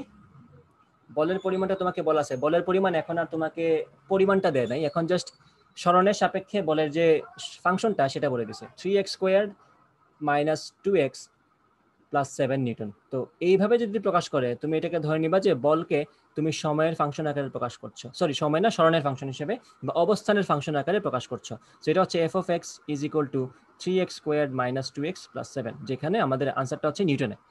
ওকে, এটা হচ্ছে বল, যেটা এজ এ ফাংশন অফ কোনো সময় টাইম থাকতে পারে, এখানে as a function of position আছে। ওকে, এই বলটা একটা বস্তুর উপর ক্রিয়া করছে, কতটুকু ভরের বস্তুর উপর? 2 কেজি ভরের বস্তুর উপর। প্রশ্ন হচ্ছে বস্তুটির অবস্থান এই বলের দ্বারা x = 0 থেকে আমি যদি তাকে x ইজ ইকুয়াল টু 5 এ নিয়ে যাই, x ইজ ইকুয়াল টু 0 থেকে যদি আমি x ইজ ইকুয়াল টু 5 এ নিয়ে যাই, সেক্ষেত্রে বলের দ্বারা কৃত কাজ কি হবে? w is equal two what? তো খেয়াল করো, এখানে কিন্তু আমাদের বলটা ধ্রুব বল না, তাহলে আমাদের পক্ষে এখন আর fs cos থিটা দিয়ে কাজ করা সম্ভব না, কারণ fs cos থিটা আমরা তখনই ইউজ করতে পারি যখন আমাদের বলটা ধ্রুব থাকে। তো ধ্রুব যদি না থাকে, সেক্ষেত্রে আমাদের কিন্তু সেই মেইন মেথডটা ফলো করতে হবে, যে integration of f dot dx। ওকে, এখন f এর জায়গায় আমরা কি বসাবো? f এর জায়গায় আমরা বসাবো এই যে fটা, যেটা আমরা এখানে লিখছি 3x squared minus 2x plus 7। আচ্ছা ঠিক আছে, তো খেয়াল করো f ডট dx হচ্ছে, আমরা এখানে লিখে ফেলি এই যে, ও এখানে আরেকটা জিনিস তোমার ধরে নিতে হবে, যে বল যেদিকে ক্রিয়া করছে বস্তুটা ওই দিকে সরণ হচ্ছে, ঠিক আছে? তাহলে এখানে কি ভরের কোনো কাজ নাই? হ্যাঁ হ্যাঁ, ভরের কাজ আমি তো দেখছি না ভরের কোনো কাজ। খুদাই দিয়ে দিছে কোশ্চেনে। না, ভরের কোনো কাজ দেখছি না আমি, নাই তো। ওকে, তাহলে খেয়াল করো f ডট dx, এখানে একটা অ্যাজাম্পশন আমরা নিয়ে নিচ্ছি। খেয়াল করো অ্যাজাম্পশনটা কি, অ্যাজাম্পশনও না, এটা এখান থেকে নেওয়া উচিত। আমাদের এই যে বলটা কি তার x এক্সিস বরাবর অবস্থানের উপর চেঞ্জ হচ্ছে না? জি ভাইয়া। হ্যাঁ, এবং আমি বস্তুটাকে সরাচ্ছি কোন এক্সিস বরাবর? x এক্সিস বরাবর। তার মানে ধরে নিচ্ছি যে বলটা যে এক্সিস বরাবর কাজ করছে, বলের মান তো চেঞ্জ হচ্ছে, বাট বলের ডিরেকশন তো চেঞ্জ হচ্ছে না, বিকজ ইট ইজ মানে depending on the x axis. তাকে প্রকাশ করাই হচ্ছে x এক্সিস বরাবর অবস্থান দিয়ে, এবং সরানো হচ্ছে x এক্সিস বরাবর। তার মানে ধরে নিতে পারি বল এবং সরণের মধ্যবর্তী কোণ 0 ডিগ্রি। তো ওই হিসাবে আমরা এখানে f dx cos 0 ডিগ্রি না লিখে জাস্ট 1 লিখে দিতে, মানে cos থিটা না লিখে cos 0 ডিগ্রি ধরে নিয়ে কাজ করে ফেলতে পারি। f dx আসলো টোটাল কাজ। ওকে, আমি যাচ্ছি কই থেকে কই বলো তো? আমি যাচ্ছি x এর অবস্থান 0 থেকে 5 পর্যন্ত, কিন্তু x এর অবস্থান লেখার মতো এখন অবস্থায় আমরা আসিনি। এখন লিখবো আমি f এর এই যে ফাংশনটা লিখে ফেললাম এখন, যে 3x squared minus 2x plus 7 dx। এখন লিখো তুমি x এর অবস্থান 0 থেকে 5 পর্যন্ত। বাকিটা তো নিশ্চয়ই তোমার ইন্টিগ্রেশনের ব্যাপার, ইন্টিগ্রেশনের ব্যাপার তো এখানে সলভ করার দরকার নাই। তো 135 জুল হচ্ছে আমার অ্যান্সার এখানে। এই ধরনের প্রশ্ন পরীক্ষা আসে। ওকে,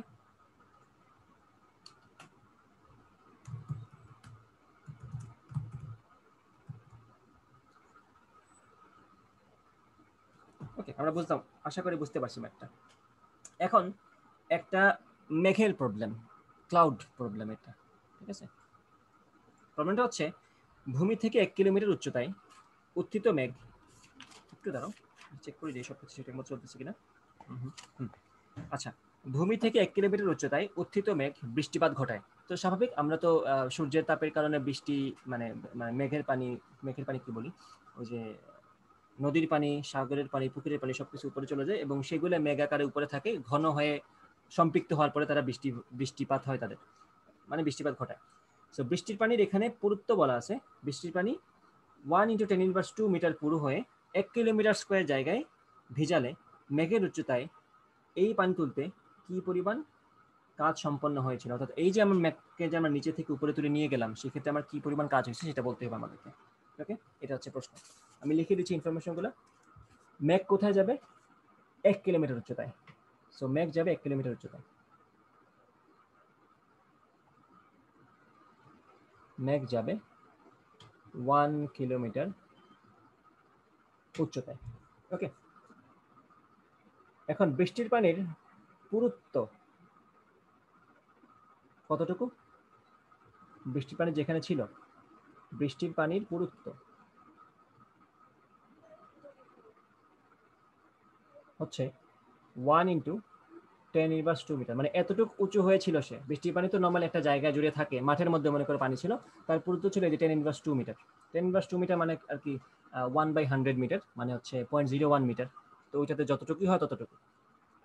আচ্ছা, কতটুকু জায়গা জুড়ে ছিল সে? 1 কিলোমিটার স্কোয়ার, 1 কিলোমিটার স্কোয়ার জায়গা জুড়ে ছিল, বুঝতেছো তো? 1 কিলোমিটার স্কোয়ার কিলোমিটার জায়গা জুড়ে ছিল সে, অনেক বড় একটা জায়গা জুড়ে সে ছিল বৃষ্টির পানিটা। এই বৃষ্টির পানি আমি উপরে নিয়ে যাব সামহাউ, সূর্যের পানি দিয়ে নিয়ে যেমনি নিয়ে তাকে তো নিতে হবে। তো এইটাকে নিতে কি পরিমাণ কাজ সম্পন্ন হবে? এই যে পানিটা, এই পুরুত্বের পানি, এত এরিয়া জুড়ে থাকা পানিটা আমি যখন উপরে নিয়ে যাব, তখন আমাদের কি পরিমাণ কাজ করতে হবে? এই যে 1 কিলোমিটার, আমি ভেঙেই বলে দিলাম যে 1 কিলোমিটার উপরে নিতে কাজ কত। তো মেঘ দেখে ভয় পাওয়ার কিছু নাই, জিনিসটা তো আসলে কি যে আমাদের অভিকর্ষ বলের দ্বারা কৃত কাজটা আসলে আমাদের সেই mgh হবে, mgh হবে। আমাদের জি এর মান জানা আছে, 1 কিলোমিটার উচ্চতায় গেলে নিশ্চয়ই জি এর মান খুব একটা বেশি চেঞ্জ হবে না, ধরে নিতে পারি আমরা। তো এইচ এর মান তো জানা আছে আমাদের, জি এর মানও জানা আছে, এম এর মানটা আমাদেরকে বের করতে হবে। এম এর মানটা বুঝতেই পারছো, এম এর মান হচ্ছে আয়তন ইন্টু ঘনত্ব ইন্টু জিএইচ। তো ঘনত্ব তো পানির ঘনত্ব তো আর 1000 কেজি বা মিটার কিউব হবে, এটা আমরা জানি। আয়তনটা কিভাবে বের করবো, এটা হচ্ছে ক্ষেত্রফল ইন্টু পুরুত্ব। এই যে ক্ষেত্রফল আমাকে দেওয়া আছে 1 কিলোমিটার স্কোয়ার, আর পুরুত্ব এই যে দেওয়া আছে এইচ, অথবা এটাকে ডি ধরে ফেলে পুরুত্ব হিসেবে, ডেন্সিটি পুরুত্বকে কি বলে, যাই থিকনেস, সো টি হিসেবে দিতে পারো, A into T for thickness, okay, into rho, এটা হচ্ছে তোমার 10 কিউব, ইন্টু জি এর মান তুমি 10 ধরো, এইচ এর মান তুমি 1 কিলোমিটার মানে 10 কিউব মিটার ধরো, এর মান কি 1 কিলোমিটার স্কোয়ার। এখন 1 কিলোমিটার স্কোয়ারকে তোমার যদি এখন ক্ষেত্রফল নিতে হয় মানে মিটার স্কোয়ার নিতে হয়, সেটা হবে 10⁶। এটা এই ধরনের ম্যাথ করার জন্য আমি তোমাদেরকে মেথড বলে দিই কি করতে হয়। 1 কিলোমিটার স্কোয়ার, তো তুমি এটাকে বলবা 1 কিলোমিটার ইন্টু 1 কিলোমিটার। তো 1 কিলোমিটার মানে হচ্ছে 10 কিউব মিটার বা 1000 মিটার, ওইদিকে আরেকটা 10 কিউব মিটার, তো দুইটা মিলে কি হবে 10⁶ মিটার স্কোয়ার। মিটার মিটার গুণ করে মিটার স্কোয়ার, আর 10 কিউব গুণ করলে 10⁶।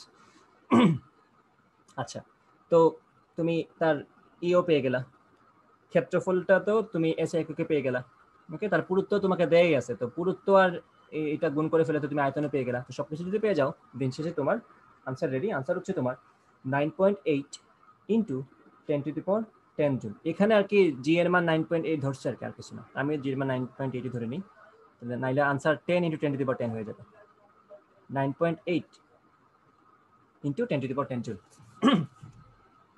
সো মেঘ দেখে ভয় পাওয়ার কিছু নেই, এগুলা এইভাবেই হবে, নর্মাল এমজিএইচ এর মতোই হবে।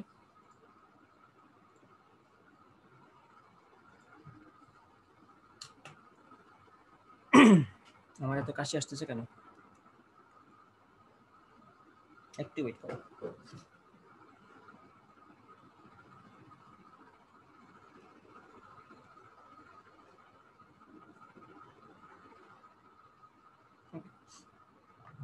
এখন আমরা একটা ম্যাথ সলভ করি। এই ম্যাথটা আমরা কতদিন সলভ করছিলাম, আমি জাস্ট বলবো 10টা ইট একটির উপর আরেকটি রেখে স্তম্ভ সাজাতে কত কাজ করতে হবে। প্রতিটি ইটের উচ্চতা 5 সেন্টিমিটার এবং ভর 1 কেজি। এটাকে ডিরেক্ট শর্টকাট দিয়ে করা যাবে না গত ক্লাসের মতো?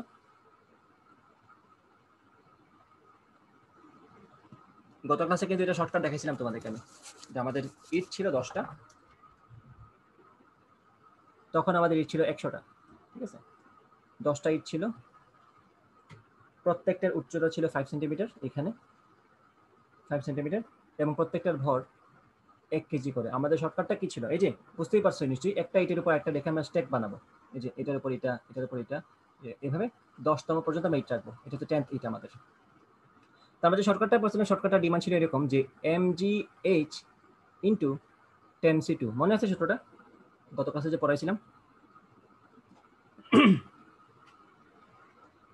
তো এম এর জায়গায় তুমি লেখো 1, জি এর জায়গায় তুমি লিখো কত লিখবা, জি এর জায়গায় তুমি 9.8 লিখে ফেলো, এইচ এর জায়গায় তুমি কি লিখবা, এই যে প্রত্যেকটা এটার হাইট 5 সেন্টিমিটার, তো সেটাকে লেখা যাবে 0.05 মিটার, আর ইন্টু 10c2। তোমার ক্যালকুলেটর দিয়ে সলভ করার জন্য এর চেয়ে ইজি কোনো মেথড তো নাই, সো এইভাবে করে ফেলতে পারো। এখন এই 10c2-র ভিতরে কাহিনী কি, 10c2-র ভিতরে কাহিনী ছিল এই যে ভিতরে আমাদের 10টা ইট রাখার ফলে আমাদের যে এই যে ভিতরে আসছিল 1 + 2 + এইভাবে একদম শেষতম পর্যন্ত, মানে কি আমার যদি ইট থাকে 10টা, এখানে আসবে 9 পর্যন্ত। তো দেখো তো 9 পর্যন্ত যদি আসে, তাহলে কারণ প্রথম ইটটাকে তো আমরা উপরে তুলি না, গত ক্লাসে যদিও বলছি, এরপর একটু মনে করে দিলাম যে প্রথম ইটটাকে তো আমরা উপরে তুলি না, আমরা তুলি এর পরের ইটটাকে, তাহলে পরের ইটটা সরণ হয় h পরিমাণ, এর পরেরটা সরণ হয় 2h পরিমাণ, এইভাবে ফাইনালটা পর্যন্ত সরণ হয় 9h পরিমাণ, ওকে। তাইলে আমি যদি এখানে এই সবগুলোর যোগ করতে চাই, দিন শেষে হিসাবটা সেই রকম, mg ইন্টু h কমন নিয়ে আমরা ভিতরে এগুলো থাকে, তো দেখো 9 ইন্টু 9 + 1 ডিভাইডেড বাই কি যেন আসছিল 2 আসছিল, মানে এটা তো সূত্র 1 থেকে n পর্যন্ত সংখ্যা যোগফল। তো এইটার যে কথা 10c2 কিন্তু সেম কথা, ভালো করে তাকাও, 10c2 তো আসে 10 factorial divided by 2 factorial into 10 - 2 factorial মানে হচ্ছে 8 ফ্যাক্টোরিয়াল। দেখো তো কি আসে, 10 into 9 into 8 factorial divided by 2 into 8 factorial, 8 factorial কাটা, এর উপরে কি থাকলো, এই দেখো 9 ইন্টু 9 + 1 তো বলা যায় এটাকে, ডিভাইডেড বাই 2।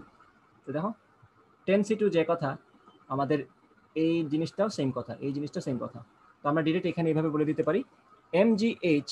mgh কি, m হচ্ছে ইটের ভর, g হচ্ছে অভিকর্ষের ত্বরণ, h হচ্ছে একটা ইটের হাইট ইনটু 10c2, 10 কি ইটের সংখ্যা, 10 হচ্ছে ইটের সংখ্যা, c2, 2টা তো আমার মুখস্থ বসবে এখানে, এখানে 2 কি এটা বোঝানোর দরকার নেই, ঠিক আছে, এই হচ্ছে কথা।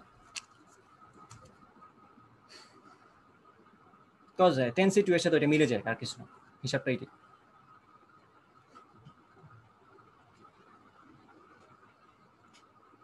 আশা করি বুঝতে পারছো।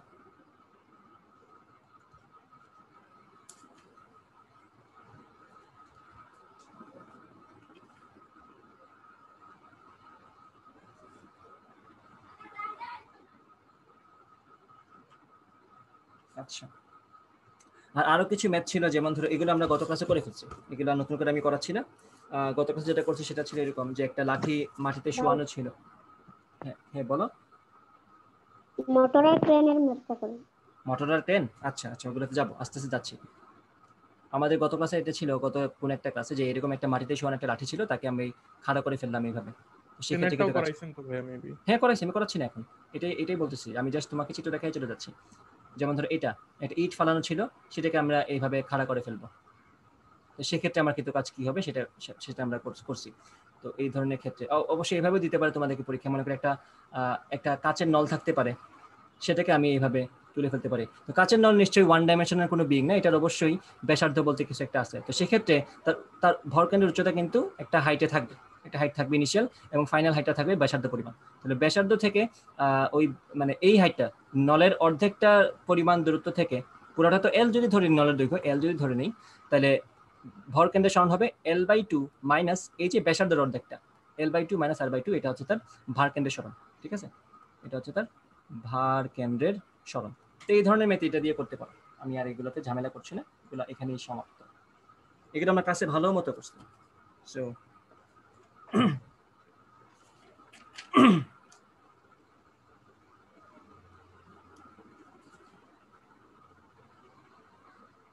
আচ্ছা,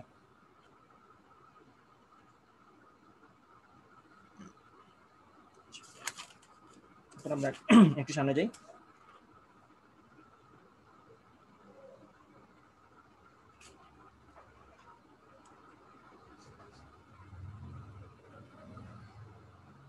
আচ্ছা, এখন আমরা একটা সোজা ম্যাথ, ফ্রিকুয়েন্টলি আসা ম্যাথ এবং খুবই মজার ম্যাথ, সেটা করি। সেটা হচ্ছে একটি রাইফেলের গুলি একটি তক্তাকে ভেদ করতে পারে, যদি গুলির বেগ 3 গুণ করা হয়, দ্বিগুণ যদি করা হয়, তবে অনুরূপ কয়টি তক্তা ভেদ করতে পারবে, ঠিক আছে। এটা যারা মুখস্থ পারে, শর্টকাট পারে, তারা ডিরেক্ট বলে দিতে পারে আনসারটা কয়টা।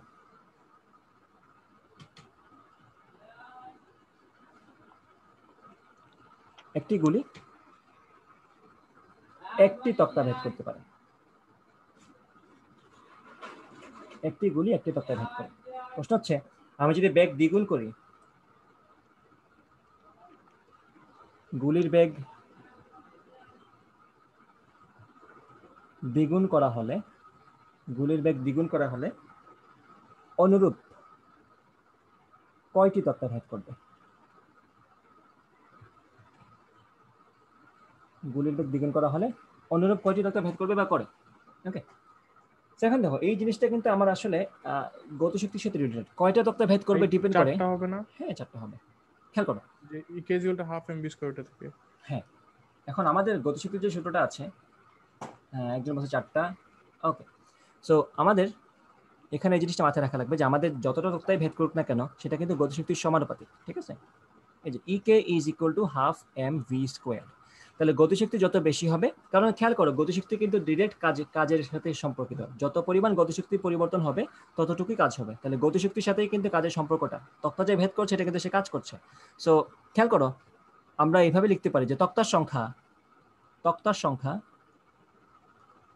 অথবা ভেদকৃত তক্তার সংখ্যা, এইভাবে লেখা উচিত, ভেদকৃত তক্তার সংখ্যা ইজ প্রপোর্শনাল টু গতিশক্তি, এবং গতিশক্তি ইজ প্রপোর্শনাল টু বেগের বর্গ।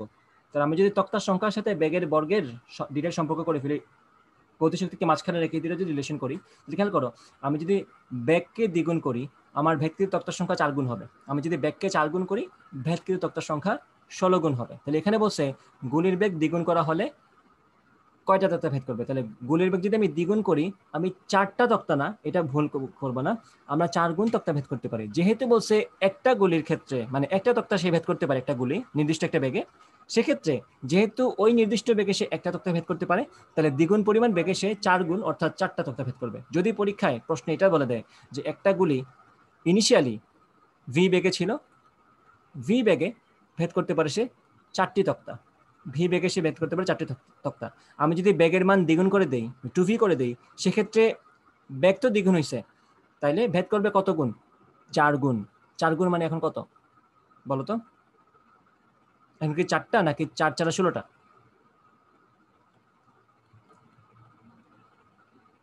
এখন সে 16টা তক্তা ভেদ করবে, কারণ বেগ দ্বিগুণ হয়েছে। বেগ দ্বিগুণ হয়েছে, বেগ যদি দ্বিগুণ হয় ভেদ কিন্তু তক্তার সংখ্যা 4 গুণ, তাহলে আগে তক্তা ভেদ করতো 4টা, এখন ভেদ করবে সে 16টা। এই জিনিসটা মাথায় রাখতে হবে, ঠিক আছে? আর যদি তোমাদের এক্ষেত্রে সূত্র লাগে, সূত্রের ক্ষেত্রে তোমরা যেটা করতে পারো, মানে আমি যদি এটাকে একটু সহজ ম্যাথমেটিক্সে নিয়ে আসি, সূত্রটা হবে দেখতে এরকম যে ভেদকৃত তক্তার সংখ্যা, আমি এইভাবে বলবো, তক্তার সংখ্যাকে আমরা n দ্বারা প্রকাশ করি, যে n1 by n2 is equal two, এভাবে লিখতে পারো v1 square by v2 square. তো এটা যদি মনে রাখো তাহলে তোমাদের জন্য আর কি ম্যাথমেটিক্যাল করাটা ইজি হবে, যদি এইভাবে মনে না থাকে।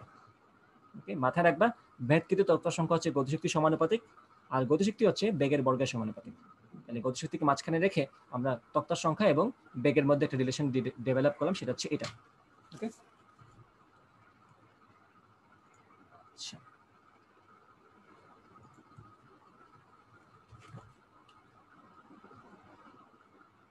প্রশ্ন উল্টা করে দিতে পারে যে আমি একটা নির্দিষ্ট পরিমাণ বেগ দিয়ে 4টা তক্তা ভেদ করতে পারি। আমি যদি এখন 24টা তক্তা ভেদ করতে চাই, তাহলে আমার কত গুণ বেগ করা লাগবে? ওই সেম সূত্র তুমি ইউজ করবা, n1 বাই n2 সমান v1 square by v2 square, automatically answer পেয়ে যাবে। আচ্ছা, আরেকটা খুবই ফ্রিকোয়েন্টলি আসা কোশ্চেনের মধ্যে একটা হচ্ছে যে একটা নির্দিষ্ট হাইট থেকে, আমি জেনারেল কেসটা তোমাদেরকে বলবে, যে কোনো কেসের জন্য এটা করতে পারবা। ওকে, যেমন ধরো আমি বললাম যে একটা নির্দিষ্ট হাইট থেকে, h উচ্চতা থেকে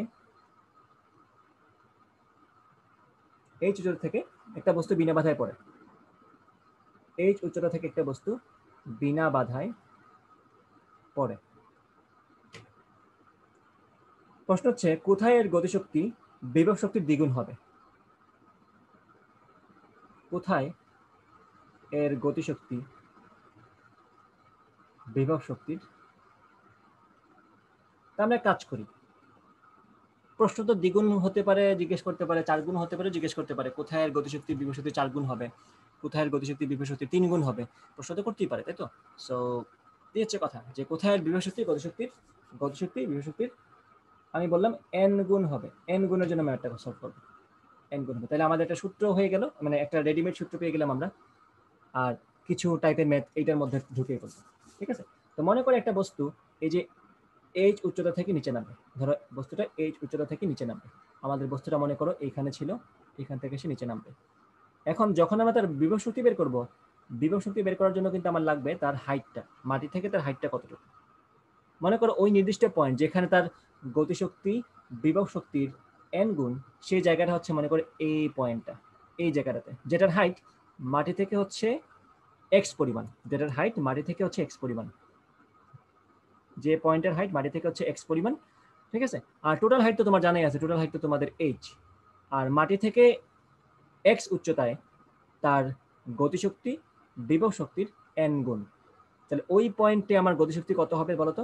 দেখো বস্তুটা 0 বেগ থেকে পড়ছে, কারণ সে বিনা বাধায় পড়ছে, মানে কি বিনা বাধাতে তো ঠিক আছে, বাতাস নাই, আর তাকে আমি ছেড়ে দিচ্ছি মনে করি এখানে, নর্মালি এইসব ক্ষেত্রে আমরা ইউকে 0 ধরে রাখি, যে আদি বেগটা 0। তো যদি সে এই পয়েন্ট পর্যন্ত আসে, তাহলে তার সরণ কতটুকু হবে? এই রেফারেন্স থেকে তার সরণটা কতটুকু হবে? সরণটা হবে এই যে নিচের দিকে কতটুকু হবে? h মাইনাস এক্স পরিমাণ তার সরণ হবে, তাই তো? h মাইনাস এক্স পরিমাণ তার সরণ হবে এই যে এইদিকে, এই যে তার সরণটা এইদিকে। ওকে, এটা হচ্ছে h মাইনাস এক্স পরিমাণ। তাহলে আমরা বলবো তার গতিশক্তি এখানে হবে v স্কোয়ার সমান u square plus 2g h। ওকে, তাহলে v সমান কি হবে? v সমান হবে u তো 0, তাই v সমান হবে root over 2g into h minus x. এই এইচটা, স্মল এইচটা কিন্তু এখানে জেনারেল এইচ। আচ্ছা, এটাকে আমি পরে কনফিউশন হবে, এইচ না দিয়ে এটাকে আমি এস বলে দিই, ভি স্কয়ার সমান স্কয়ার প্লাস 2gh, এই তো ঠিক আছে। তাহলে এই পরিমাণ নামার পরে আমাদের বস্তুটার বেগ হচ্ছে এটা। বেগ যদি এটা হয় তাহলে গতিশক্তি কত হবে? হাফ mv স্কয়ার, তাই তো? তাহলে হাফ mv স্কয়ার, তাহলে কি হবে? Half into m into V square, তাহলে এটা কি হয়ে যাবে? 2g into h minus x. 2 কেটে ফেলো, তাহলে আনসার থাকতেছে এখানে mg into h minus x. তাহলে এই পরিমাণ নিচে নামার পরে মনে করে সে এ থেকে বি পয়েন্টে আসছে, মনে করে বি পয়েন্টে সেই আমাদের কাঙ্ক্ষিত পয়েন্টটা যেখানে গতিশক্তি বিভব শক্তির n গুণ, আর এটা হচ্ছে ফাইনাল পয়েন্ট সি। আচ্ছা, mg into h minus x, এটা হচ্ছে তার গতিশক্তি। বিভব শক্তি কত এই পয়েন্টে? এই পয়েন্টে গতিশক্তি আমরা পেয়ে গেলাম ই কে সমান হচ্ছে আমাদের mg into h minus X. Okay, তাহলে বিভব শক্তিটা কত? বিভব শক্তিটা হচ্ছে mg ইন্টু এক্স, তাই তো? এক্স উচ্চতার তো বিভব শক্তি mg এক্সই হবে। এখন আমরা শর্ত প্রয়োগ করি দুইটার উপর। গতিশক্তি বিভব শক্তির n গুণ, তাহলে আমি লিখবো গতিশক্তি আর বিভব শক্তি এইভাবে লিখে ফেলবো। তাহলে বলছে কি বিভব শক্তির n গুণ, বিভব শক্তির n গুণ বলছে মানে কি বিভব শক্তির সামনে একটা n বসায় দাও। তাহলে এখন গতিশক্তিটা লিখে ফেলো আগে। গতিশক্তি হচ্ছে mg into h minus x. আচ্ছা, এটাকে এগুলোকে এই পাশে রেখে, নাহলে তোমরা আবার কনফিউশনে পড়ে যাবে, পরে আবার নোট দেখতে সমস্যা হবে। ওকে, এটা হচ্ছে গতিশক্তি, এটা হচ্ছে বিভব শক্তি, এবং গতিশক্তি বিভব শক্তির n গুণ। ওকে, তাহলে গতিশক্তি লিখে ফেলো mg into h minus x, বিভব শক্তি কি হবে? mg into x. দেখো mm কাটা যাচ্ছে, সরি n কেটে ফেললাম কেন, mm কাটা যাচ্ছে, তাহলে এগুলোকে আমি গুণ করে ফেলি আগে। জিজিও কাটা যাচ্ছে দুই পাশ থেকে, এই যে দেখো জিজিও কাটা যাচ্ছে, তাহলে কি থাকলো? h মাইনাস এক্স সমান n ইন্টু এক্স। তাহলে দেখো তো কি হয়, আমরা x কে ওই পাশে নিয়ে যাই, তাহলে h সমান হবে x কমন নিলে n প্লাস ওয়ান, তাই তো? তাহলে আমরা x সমান কি পাচ্ছি? x সমান পাচ্ছি h divided by n plus one. এখানে একটা মজার জিনিস আছে, খেয়াল করো। x হচ্ছে h divided by n plus one. এতটুকু কি সবাই বুঝতে পারছো নাকি?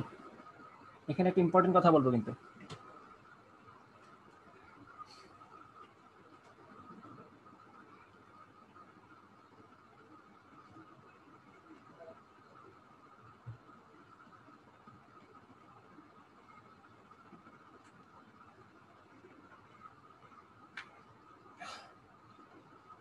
আচ্ছা, এতটুকু যদি সবাই বুঝে থাকো, তা আমাদের x আসছে h divided by n plus one. তাহলে আমরা কিন্তু একটা সূত্র পেয়ে গেলাম এখন, যে আমার যদি এখন বলে যে কোনো জায়গায় কোন উচ্চতায় কোথায় কোথায় গতিশক্তি বিভব শক্তির 3 গুণ হবে, তাহলে আমি 3 গুণ বলে n এর জায়গায় 3 বসায় দিব, 4 গুণ বলে n এর জায়গায় 4 বসিয়ে দিব।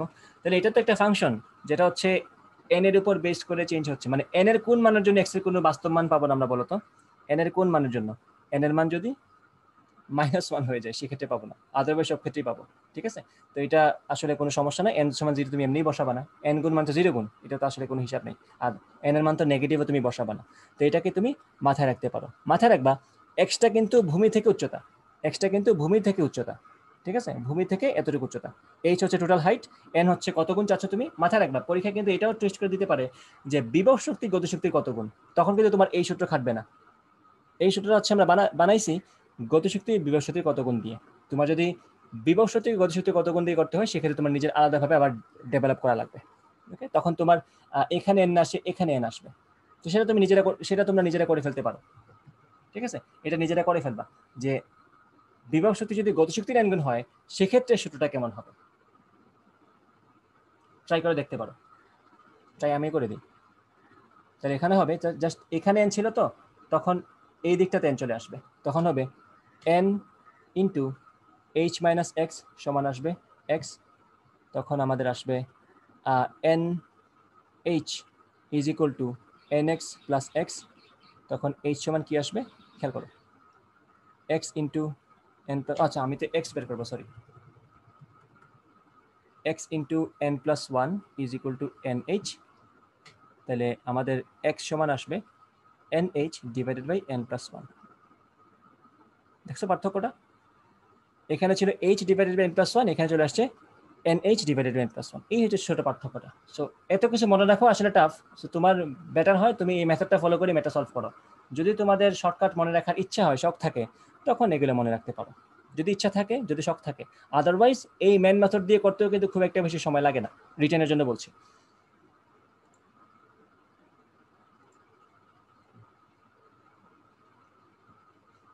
আচ্ছা, এটা বুঝলাম আমরা, হয়ে গেল।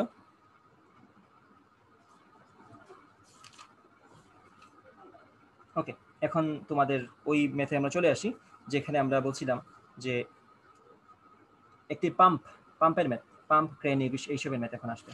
ওকে,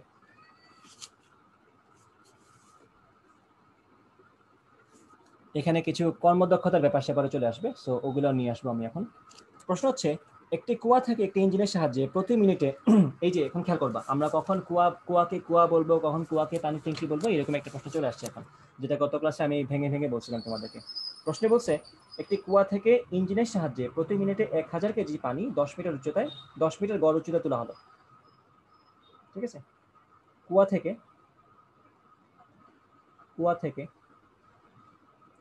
1000 কেজি পানি প্রতি মিনিটে, ঠিক আছে, কুয়া থেকে প্রতি মিনিটে 1000 কেজি পানি পানি তোলা হচ্ছে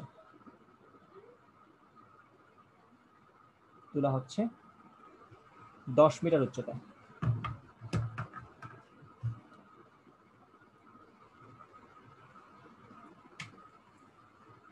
প্রশ্ন হচ্ছে, যদি ইঞ্জিনের ক্ষমতা 40% হয়, একটু ওয়েট করো,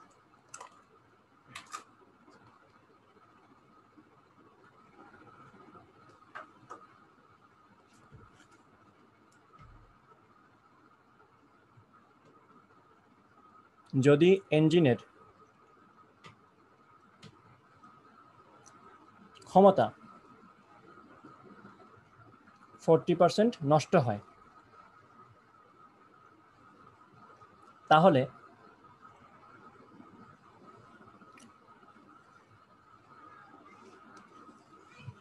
এর অশ্ব ক্ষমতা কত?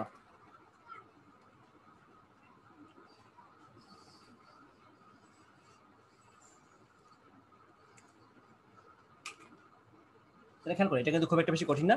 তার আগে আমরা এই নষ্ট হিসাবে না গিয়ে, ক্ষমতার কিছু নষ্ট হয়ে গেছে এটা না বলে আমরা নর্মালি করার চেষ্টা করি। মনে করে কিছু নষ্ট হয় না, যদি কিছু নষ্ট না হয় তখন আমরা কিভাবে করতাম? তখন আমরা যেভাবে করতাম সেটা হচ্ছে ক্ষমতা বের করতে বলছো তো, যে ক্ষমতা মানে কি? ক্ষমতা মানে হচ্ছে কাজ বাই সময়।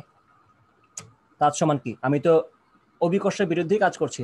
1000 কেজি পানিকে তো উপরে তুলছি আমি, তাহলে 10 মিনিট উচ্চতা তুলছি। সূত্র কি ছিল? mg into H divided by T. প্রতি মিনিটে তুলছি না, সো প্রতি মিনিটে এখানে বসাই দিতাম, তাই তো? এই হচ্ছে কাজ ছিল আমাদের ওভারঅল। ওকে, তো এখন যেহেতু বলছে আমাকে যে তার ক্ষমতা 40% নষ্ট হয়, তখন আমি কি করতে পারি? মানে ওর এখন তো মানে তার যদি গায়ে লেখা থাকে যে তার ক্ষমতা হচ্ছে মনে করো 600 ওয়াট, মনে করো তার গায়ে লেখা আছে বা তার গায়ে যে স্টিকার থাকে, স্টিকারে লেখা আছে 600 ওয়াট, তো 40% যদি তার নষ্ট হয়ে যায়, আমি কত পার্সেন্ট পাচ্ছি? 60% পাচ্ছি। তাইলে তার অরিজিনাল যদি 600 ওয়াট হয়, আমি কিন্তু কার্যকরভাবে পাচ্ছি কতটুকু? 600-এর 60%। তো এখানেও সেম, আমাদের জিনিসটার, আমাদের যে আছে, ইঞ্জিন আছে, সেটার যদি অরিজিনাল ক্ষমতা হয় পি, আমি কিন্তু আসলে পি পাচ্ছি না, আমি পাচ্ছি 0.6 পি। কারণ বলছে কি 40% নষ্ট হয়ে যায়, সো আমি কত পার্সেন্ট পাবো? 60% পাবো। আর 60% পাওয়া মানে কি? 60% মানে হচ্ছে 60 ডিভাইড বাই 100, এখানে 0.6 পি আসবে। তাহলে এখান থেকে যা সুন্দর মতো পিটা বের করে ফেলো। তো তোমাকে কিন্তু জানা আছে 0.6 পি সমান এম কত? 1000 কেজি পানি। জি কত? জি তুমি 10 ধরো। এইচ কত? 10 মিটার উচ্চতা তুলছো তুমি, ডিভাইড বাই কত মিনিট তুলছো? প্রতি মিনিটে, মানে 60 সেকেন্ডস। তো এখান থেকে তুমি কিন্তু পিটা পেয়ে যাচ্ছ ইজিলি। তো এই যে এখানে 1 2 3 4 5, 1 2 3 4 5, তাহলে 10⁵ ডিভাইডেড বাই 60, আর 0.6 এর নিচে আসবে। 0.6 যদি নিচে আসে, এটাকে লেখা আছে 6/10, এটা হয়ে যাবে 10/6। ওকে, তাহলে এখানে 10⁶ বসায় দাও, আর এই শূন্য কেটে দাও। এই শূন্য কাটার সুযোগ নেই, সরি, এই যে 6। এখান থেকে তুমি একটা মান পেয়ে যাবে। হ্যাঁ, মান পেয়ে যাওয়ার পরে কাজ কিন্তু শেষ না। মান পেয়ে যাওয়ার পরে কাজ হচ্ছে তোমার এটাকে আবার 746 দিয়ে ভাগ করতে হবে, কারণ ক্ষমতা যাই আসুক সেটার হর্স পাওয়ার এককটা কি হবে? ক্ষমতা ডিভাইডেড বাই 746, কারণ 1 হর্স পাওয়ার মানে হচ্ছে 746 ওয়াট।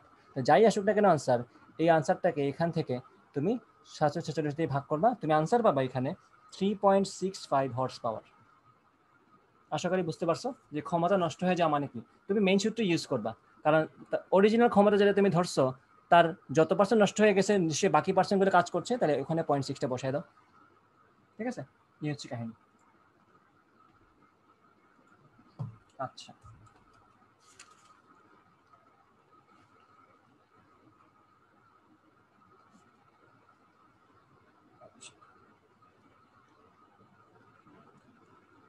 এখন আসো আরেকটা ম্যাথ এখানে আছে, সেটা হচ্ছে তোমাকে বলছে এখানে যে একটি পানিপূর্ণ কুয়ার গভীরতায়, দেখছো পানিপূর্ণ কুয়া বলছে মানে কি, কুয়াটাকে তার নিয়ত হচ্ছে খালি করা বা অর্ধেক খালি করা। যখন এই ধরনের প্রশ্ন বলবে পানিপূর্ণ কুয়া অথবা অর্ধেক পূর্ণ কুয়া, তখনই বোঝা যাবে তাকে খালি করার নিয়ত, তখন তোমার ভার কেন্দ্রের স্মরণ নিয়ে কাজ করতে হবে। ওকে, সো এখানে বলছে একটি পানিপূর্ণ কুয়া, একটি পানিপূর্ণ কুয়া, তার গভীরতা হচ্ছে যেটাকে আমরা এইচ বললাম 10 মিটার।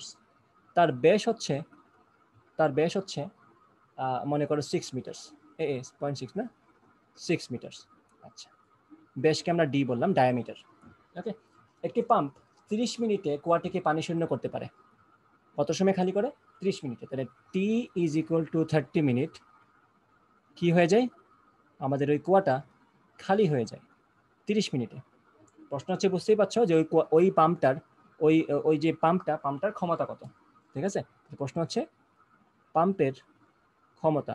এবং মাথায় রাখবা, এইসব প্রশ্নের আনসার তোমাকে হর্স পাওয়ারই দেওয়া লাগবে ম্যাক্সিমাম টাইম। কারণ তুমি বাসা বাড়িতে খেয়াল করে দেখবা, যত ধরনের এই ধরনের ডিভাইস তুমি ইউজ করো, পাম্প বা এই টাইপের যত জিনিসপত্র ইউজ করো, সবগুলোর ক্ষমতা কিন্তু হর্স পাওয়ারই লেখা থাকে তার গায়ের মধ্যে। কারণ এটা হচ্ছে ইন্ডাস্ট্রি স্ট্যান্ডার্ড, সবকিছুকে আমরা হর্স পাওয়ার দিয়ে ক্ষমতাটা দিয়ে থাকি।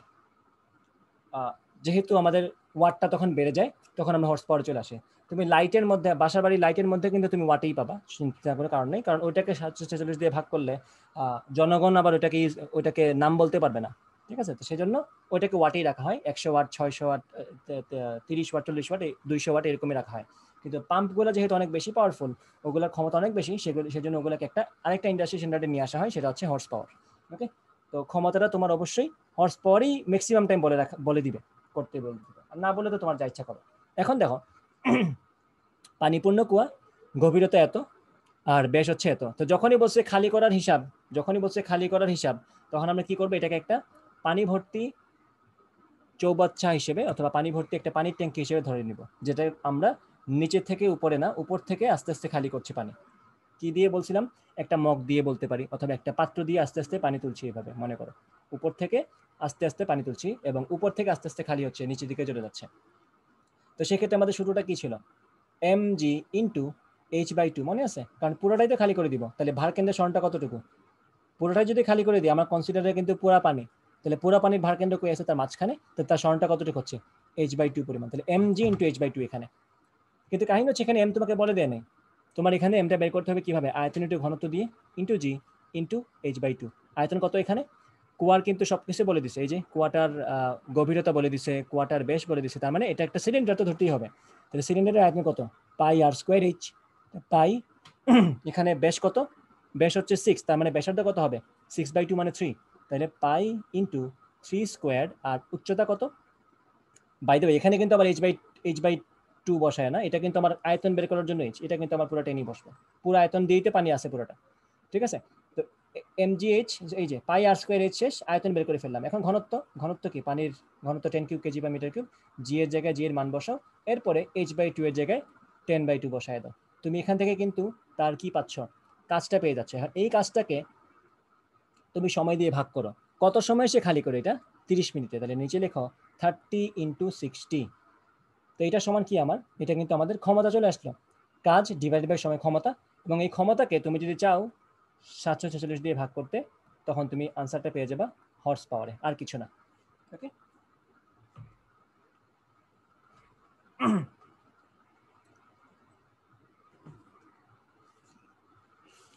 আচ্ছা দেখি তো।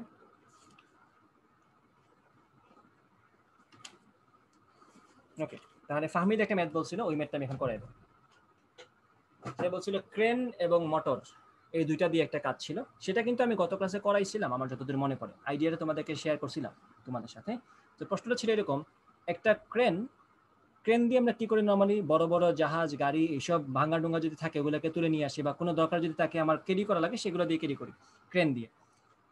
তো ক্রেন যেহেতু মুভ করতে পারে, যেহেতু ক্রেন এইভাবে ডানে বামে এইভাবে মুভ করতে পারে, তো নিশ্চয়ই তাকে কন্ট্রোল করা হচ্ছে কোনো একটা মোটর দিয়ে, কারণ সে যদি রোটেট করতে পারে means there is a motor, ঠিক আছে, যে ঘোরাতে পারে তাকে। রোটেট করতে পারে যত মেকানিক্যাল জিনিস এগুলোর ম্যাক্সিমামে কিন্তু এইভাবে মোটর দিয়ে রোটেট করানো হয়। এবং আমাদের যে খেলনাগুলো ছিল যেগুলোতে আমরা খেলতাম সেগুলোর ম্যাক্সিমাম জিনিসপত্রে কিন্তু মোটর ছিল, কারণ ঘূর্ণন জিনিসের সাথে আমরা বাই বর্ন ইনস্টিংক্টিভলি আমরা অনেক বেশি আকর্ষণ প্রাপ্ত। আমাদের যত কিছু আছে সবকিছু কিন্তু ঘূর্ণন দিয়েই হয়। যেমন ধর আমরা যখন খেলি তখন আমাদের গাড়ির চাকা ঘুরে, যখন আমরা ধরো ফিশিং গেম খেলতাম তখন আমাদের ওই যে মাছগুলো আমরা তুলতাম বর্ষে দিয়ে, সেগুলো কিন্তু ঘুরতে থাকতো কন্টিনিউসলি, আর কিছু কিন্তু করতো না, সে কিন্তু ঘুরতো এবং আমরা ওই ঘূর্ণনের মধ্যে তার থেকে তুলতাম।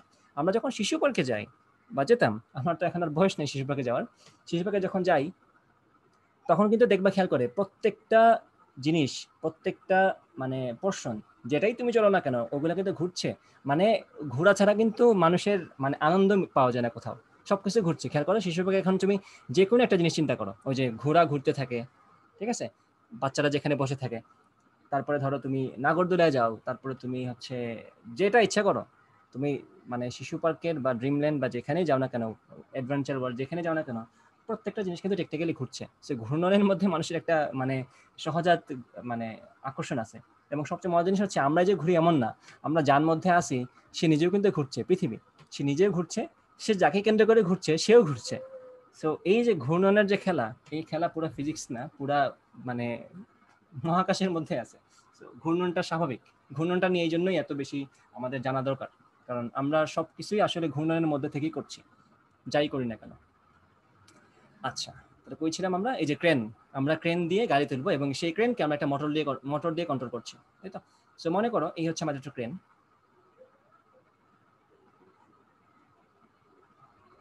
এই যে হচ্ছে আমাদের একটা ক্রেন,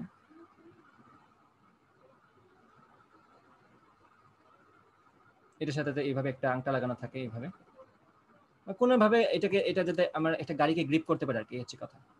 তো মনে করো আমি এখন তোমাদের হিসাবে বোঝানোর জন্য আমি একটা গাড়ি এঁকিয়ে দিলাম, মনে করো একটা ভাঙা গাড়ি ফালানো ছিল অথবা কোনো একটা পরিত্যক্ত গাড়ি, আমি এই ক্রেন দিয়ে তাকে তুলে নিয়ে যাবো কোথাও, মনে করো জাহাজ দিয়ে অন্য কোথাও পাঠাবো। এই জাহাজ আমার বন্দরে জাহাজ আছে দাঁড়ানো, এই জাহাজের মধ্যে আমি এই গাড়িগুলোকে পাঠাবো একটা একটা করে, তারপরে আমি ওইগুলোকে নিয়ে অন্য কোনো জায়গায় হয়তো ফেলে দিব বা এটাকে রিফাইন করবো কোনোভাবে, গাড়িটাকে নিয়ে যাবো। এই যে আমি ক্রেনকে ইউজ করছি, ক্রেনকে যে আমি নড়াচড়া করাচ্ছি, এইভাবে নিচ্ছি, উপরে নিচে তুলতেছি, এগুলো কিন্তু আমি একটা মোটর দিয়ে কন্ট্রোল করতেছি, তাই না? সো মোটর মনে করো এখানে আছে একটা, এই যে একটা মোটর থাকে এখানে, যেটা দিয়ে আমি তাকে ঘোরাচ্ছি, মনে করি একটা বড় মোটর এখানে আছে লাগানো তার সাথে, যে তাকে এইভাবে রোটেট করছে, উপরে নিচে ডানে বামে নিয়ে যাচ্ছে এইভাবে, ঠিক আছে? তো এই যে মোটরটা, এটার ক্ষমতা মনে করে পি, দিন শেষে এটার ক্ষমতাই বের করতে বলবে। আর মোটরটা তাকে ঘোরাচ্ছে, এই ঘূর্ণনের ফলে এই ক্রেনটা কাজ করছে। তো ক্রেনটার নিজস্ব কিছু মেকানিজম আছে যেটা দিয়ে সে নড়াচড়া করতে পারে, তাই তো? সো প্রশ্নে বলা থাকে যে আমরা যে মোটরটা ইউজ করছি, যেটা দিয়ে আমরা ক্রেনকে ঘোরাচ্ছি, সেই মোটরটার কর্মদক্ষতা হচ্ছে 80%।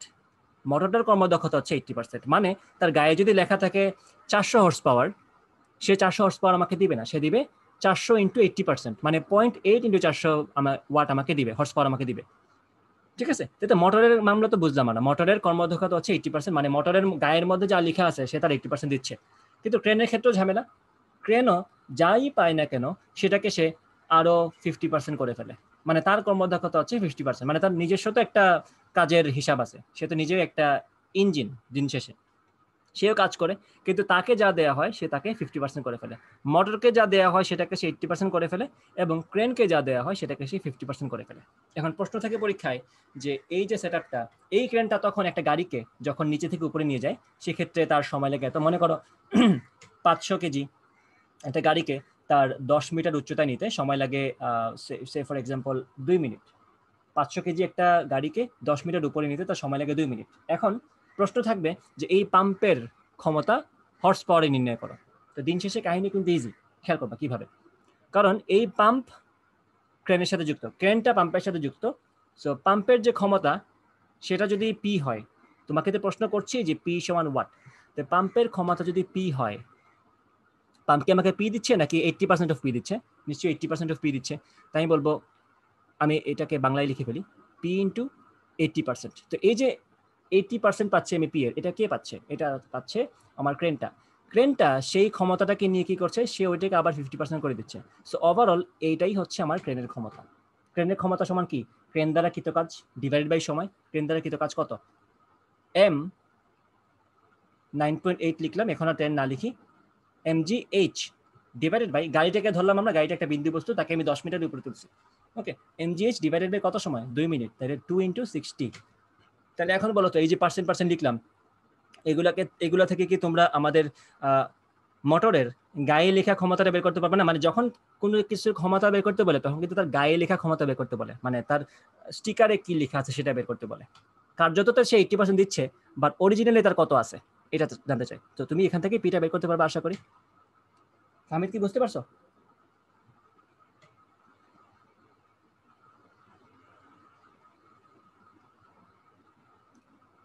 ওকে, গুড। তাহলে আমাদের মোটামুটি আমি সবগুলো টপিক কভার করে ফেলছি। আর সবগুলো টপিক কভার করে ফেলছি। এখন আমি তোমাদেরকে একটা স্পেশাল অ্যাসাইনমেন্ট দিব। এই ব্যাচে যারা আছে তাদেরকে একটা স্পেশাল অ্যাসাইনমেন্ট দিব। অ্যাসাইনমেন্টটা হচ্ছে তোমাদের 14টা ম্যাথের একটা অ্যাসাইনমেন্ট থাকবে, স্পেশাল প্রবলেম এগুলো। তো ওখানে সবগুলো তোমার পারতে হবে এমন কোনো কথা নেই, কিছু পারবা কিছু পারবা না। তো আমি আশা করবো অ্যাটলিস্ট 80% যাতে তোমরা সলভ করতে পারো। অ্যাসাইনমেন্টটা আমি আজকে মনে করো রাতের মধ্যে দিয়ে দিব, 14টা প্রবলেমের একটা অ্যাসাইনমেন্ট। সো কিছু প্রবলেম থাকবে খুবই হার্ড, কিছু প্রবলেম থাকে খুবই ইজি, কিছু প্রবলেম থাকে মাঝারি মডারেট লেভেলের। তো তোমার আমি অ্যাটলিস্ট আশা করবো তুমি খুব ইজি এবং মডারেট লেভেলে এগুলো সলভ করতে পারো। আর এক্সট্রিম যেগুলো কঠিন সেগুলো যদি না পারো কোনো সমস্যা নেই, পারলে ভালো, না পারলে কোনো সমস্যা নেই আপাতত। ভবিষ্যতে যখন আমরা এডমিশনে যাবো তখন হয়তো ওগুলো পারতে হবে, বাট এখন না পারলেও চলবে। ওকে, সো আজকের ক্লাস তাহলে এখানেই থাকুক। আমরা নেক্সট ক্লাসে মহাকর্ষ বিকর্ষ শুরু করে দিব। তো মহাকর্ষ বিকর্ষে প্র্যাকটিস করতে থাকো। আর তোমাদের একটা পরীক্ষা অবশ্যই নিতে হবে। তোমাদের এই ব্যাচে কোনো পরীক্ষা নেই এখন পর্যন্ত। তোমরা ভেক্টর আর গতিবিদ্যা এই দুইটা মিলে একটা পরীক্ষা নিতে পারি, অথবা শুধুমাত্র ভেক্টরের একটা পরীক্ষা নিতে পারি। তো আমি গ্রুপে জানিয়ে দেবো কোনটার উপর পরীক্ষা নিব, ঠিক আছে? ওকে, তাইলে সবাই ভালো থাকো, আল্লাহ হাফিজ।